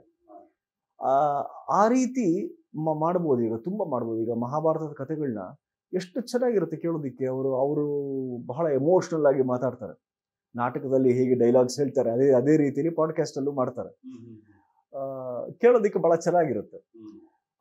ಅದು ಆ ಏರಿಯಾ ಇನ್ನು ನಾವು ಹೆಚ್ಚು ಎಕ್ಸ್ಪ್ಲೋರ್ ಮಾಡಿಲ್ಲ ಅಂತ ಅನ್ಸುತ್ತೆ ನನಗೆ. ಈಗ ನಮ್ದು ಆಲ್ ಇಂಡಿಯಾ ರೇಡಿಯೋ ನಾಟಕಗಳ ಕಾಲ ಮುಗೀತು, ಬಟ್ ಅದನ್ನ ಈಗ ಮತ್ತೆ ತಂದ್ರೆ ಇವಾಗ ಇರುವಂತಹ ನಮ್ಮ ಬ್ಯುಸಿ ಲೈಫ್ ಸ್ಟೈಲಲ್ಲಿ ಡ್ರೈವ್ ಮಾಡ್ತಾ ಕೇಳಬಹುದು, ಅಥವಾ ವಾಕಿಂಗ್ ಮಾಡ್ತಾ ಕೇಳಬಹುದು, ಅಥವಾ ಬೇರೆ ಏನೋ ಕೆಲಸ ಮಾಡ್ತಾ ಕಿವಿಗೆ ಬೀಳ್ತಾ ಇರ್ಬೋದು. ಈಗ ಜಸ್ಟ್ ನಾವು ಬೇರೆ ಕೆಲಸಗಳಲ್ಲಿ ಬ್ಯುಸಿ ಇದೀವಿ ಅನ್ನೋ ಮಾತ್ರಕ್ಕೆ ನಮ್ಮ ಸಾಹಿತ್ಯನ ಮರೆತು ಬಿಡೋ ಅಗತ್ಯ ಇರೋದಿಲ್ಲ. ಸಾಹಿತ್ಯ ಕೂಡ ನಮ್ಮ ಜೊತೆಲಿ ಇರಬಹುದು ಈ ಆಡಿಯೋ ಬುಕ್ಸ್ ಮೂಲಕ. ಸೊ ಅದನ್ನ ನಾವು ಹೆಚ್ಚು ನಮ್ಮ ಕನ್ನಡ ಸಾಹಿತ್ಯದಲ್ಲಿ ಅಷ್ಟು ಸಮಂಜಸವಾಗಿ ನಾವು ಅದನ್ನ ಎಕ್ಸ್ಪ್ಲೋರ್ ಮಾಡಿಲ್ಲ ಅಂತ ಅನ್ಸುತ್ತೆ ನನಗೆ. ಅದು ಮಾಡಬೇಕಾಗುತ್ತೆ. ಸರ್, ಕೊನೆಯದಾಗಿ ಆನಂದ್ ಅವರು ಈ ಹಿಂದೆ ಇಲ್ಲಿ ಕರ್ನಾಟಕದಲ್ಲಿ ರಂಗಭೂಮಿಯ ವೇದಿಕೆಗಳನ್ನು ನೋಡಿದ್ವಿ, ಈಗ ಇರ್ತಕ್ಕಂಥ ರಂಗಭೂಮಿ ವೇದಿಕೆಗಳನ್ನು ಕೂಡ ತಾವು ನೋಡಿದ್ರೆ ಅನ್ಸುತ್ತೆ, ಏನಾದ್ರು ಡಿಫ್ರೆನ್ಸ್ ಕಾಣ್ತಾ ಇದೆಯಾ ಕರ್ನಾಟಕದಲ್ಲಿ ಸಂಬಂಧಪಟ್ಟ? ಈಗ ಹೆಚ್ಚು ಇನ್ನು ಥಿಯೇಟರ್ಗಳು ಬಂದಿದೆ, ಬಹಳ ಒಳ್ಳೊಳ್ಳೆ ಥಿಯೇಟರ್ಗಳು ಬಂದಿದೆ. ನೋಡಿದೆ, ಮೊದಲು ನಾವು ಇದ್ದಾಗ HN ಕಲಾಕ್ಷೇತ್ರ ಇತ್ತು, ಆಮೇಲೆ ನಮ್ಮ ರವೀಂದ್ರ ಕಲಾಕ್ಷೇತ್ರ ಇತ್ತು, ಅದು ಬಿಟ್ಟರೆ ಚೌಡಿಯ ಮೆಮೋರಿಯಲ್ ಹಾಲ್ ಇತ್ತು, ಅಲ್ಲಿ ಸಣ್ಣ ಪುಟ್ಟ ಥಿಯೇಟರ್ಗಳು ಇರೋವು. ಈಗ ಎಷ್ಟು ಥಿಯೇಟರ್ಗಳು ಬಂದಿದೆ. ವೈಟ್ ಫೀಲ್ಡ್ ಅಲ್ಲಿ ಜಾಗೃತಿ ಇದೆ. ಸೊ ಮೂಲೆಯಲ್ಲೂ ಥಿಯೇಟರ್ಗಳಿದೆ. ಇಂದ್ರನಗರದಲ್ಲಿ ಬ್ಯಾಂಗ್ಳೂರ್ ಇಂಟರ್ನ್ಯಾಷನಲ್ ಸೆಂಟರ್ ಅಂತ ಇದೆ. ಥಿಯೇಟರ್ಗಳು ಬಹಳ ಚೆನ್ನಾಗಿದೆ. ಬಟ್ ನಾವು ಆಡಿಯನ್ಸ್ ಡೆವಲಪ್ಮೆಂಟ್ ಅದೇ ರೇಟಲ್ಲಿ ಮಾಡ್ತಿದ್ದೀವ ಅಂತ ಒಂದು ಪ್ರಶ್ನೆ ಉದ್ಭವವಾಗುತ್ತೆ. ಅದು ಮಾಡಿದ್ರೆ ಒಳ್ಳೇದು ಅಂತ ಅನ್ಕೋತೀನಿ ನಾನು. ಇವಾಗ ನಾಟಕದಲ್ಲಿರೋ ಆಡಿಯನ್ಸ್ ಡೆವಲಪ್ಮೆಂಟ್ ಈಗ ನಮ್ಮ ಈ ಸೆಲೆಬ್ರಿಟಿ ಫೋಕಸ್ ಏನಿದೆ ಅದೊಂದು ಸ್ವಲ್ಪ ಶಿಫ್ಟ್ ಆಗಬೇಕು ಅನ್ಸುತ್ತೆ ನನಗೆ, ಟುವರ್ಡ್ಸ್ ರಿಯಲ್ ಆರ್ಟಿಸ್ಟ್ಸ್. ನಿಜವಾದ ಕಲೆ ಎಲ್ಲಿದೆ, ನಿಜವಾದ ಸಾಹಿತ್ಯ ಎಲ್ಲಿದೆ, ನಿಜವಾದ ನಮ್ಮ ಕನ್ನಡ ಭಾಷೆಯ ಆಳ ಎಲ್ಲಿದೆ, ಅದ್ರ ಕಡೆಗೆ ಸ್ವಲ್ಪ ಶಿಫ್ಟ್ ಆಗಬೇಕು ನಮ್ಮ ಈ ಸೆಲೆಬ್ರಿಟಿ ಆರಾಧನೆ ಅಂತ ಅನ್ಸುತ್ತೆ. ಅದು ಕಡಿಮೆ ಆಗಿರ್ಬೋದು ಅಂತ ನನಗೆ ಅನಿಸ್ತಾ ಇದೆ. ಮೊದಲಿದ್ದಷ್ಟು ಇಲ್ಲ ಈಗ. ಹೌದು, ಈಗ ಜನಗಳ ಫೋಕಸ್ ಚೇಂಜ್ ಆಗಿದೆ ಅನ್ಸುತ್ತೆ. ಥ್ಯಾಂಕ್ ಯು ಸರ್, ಇಷ್ಟೊತ್ತು Vijaya Karnataka thank you very much.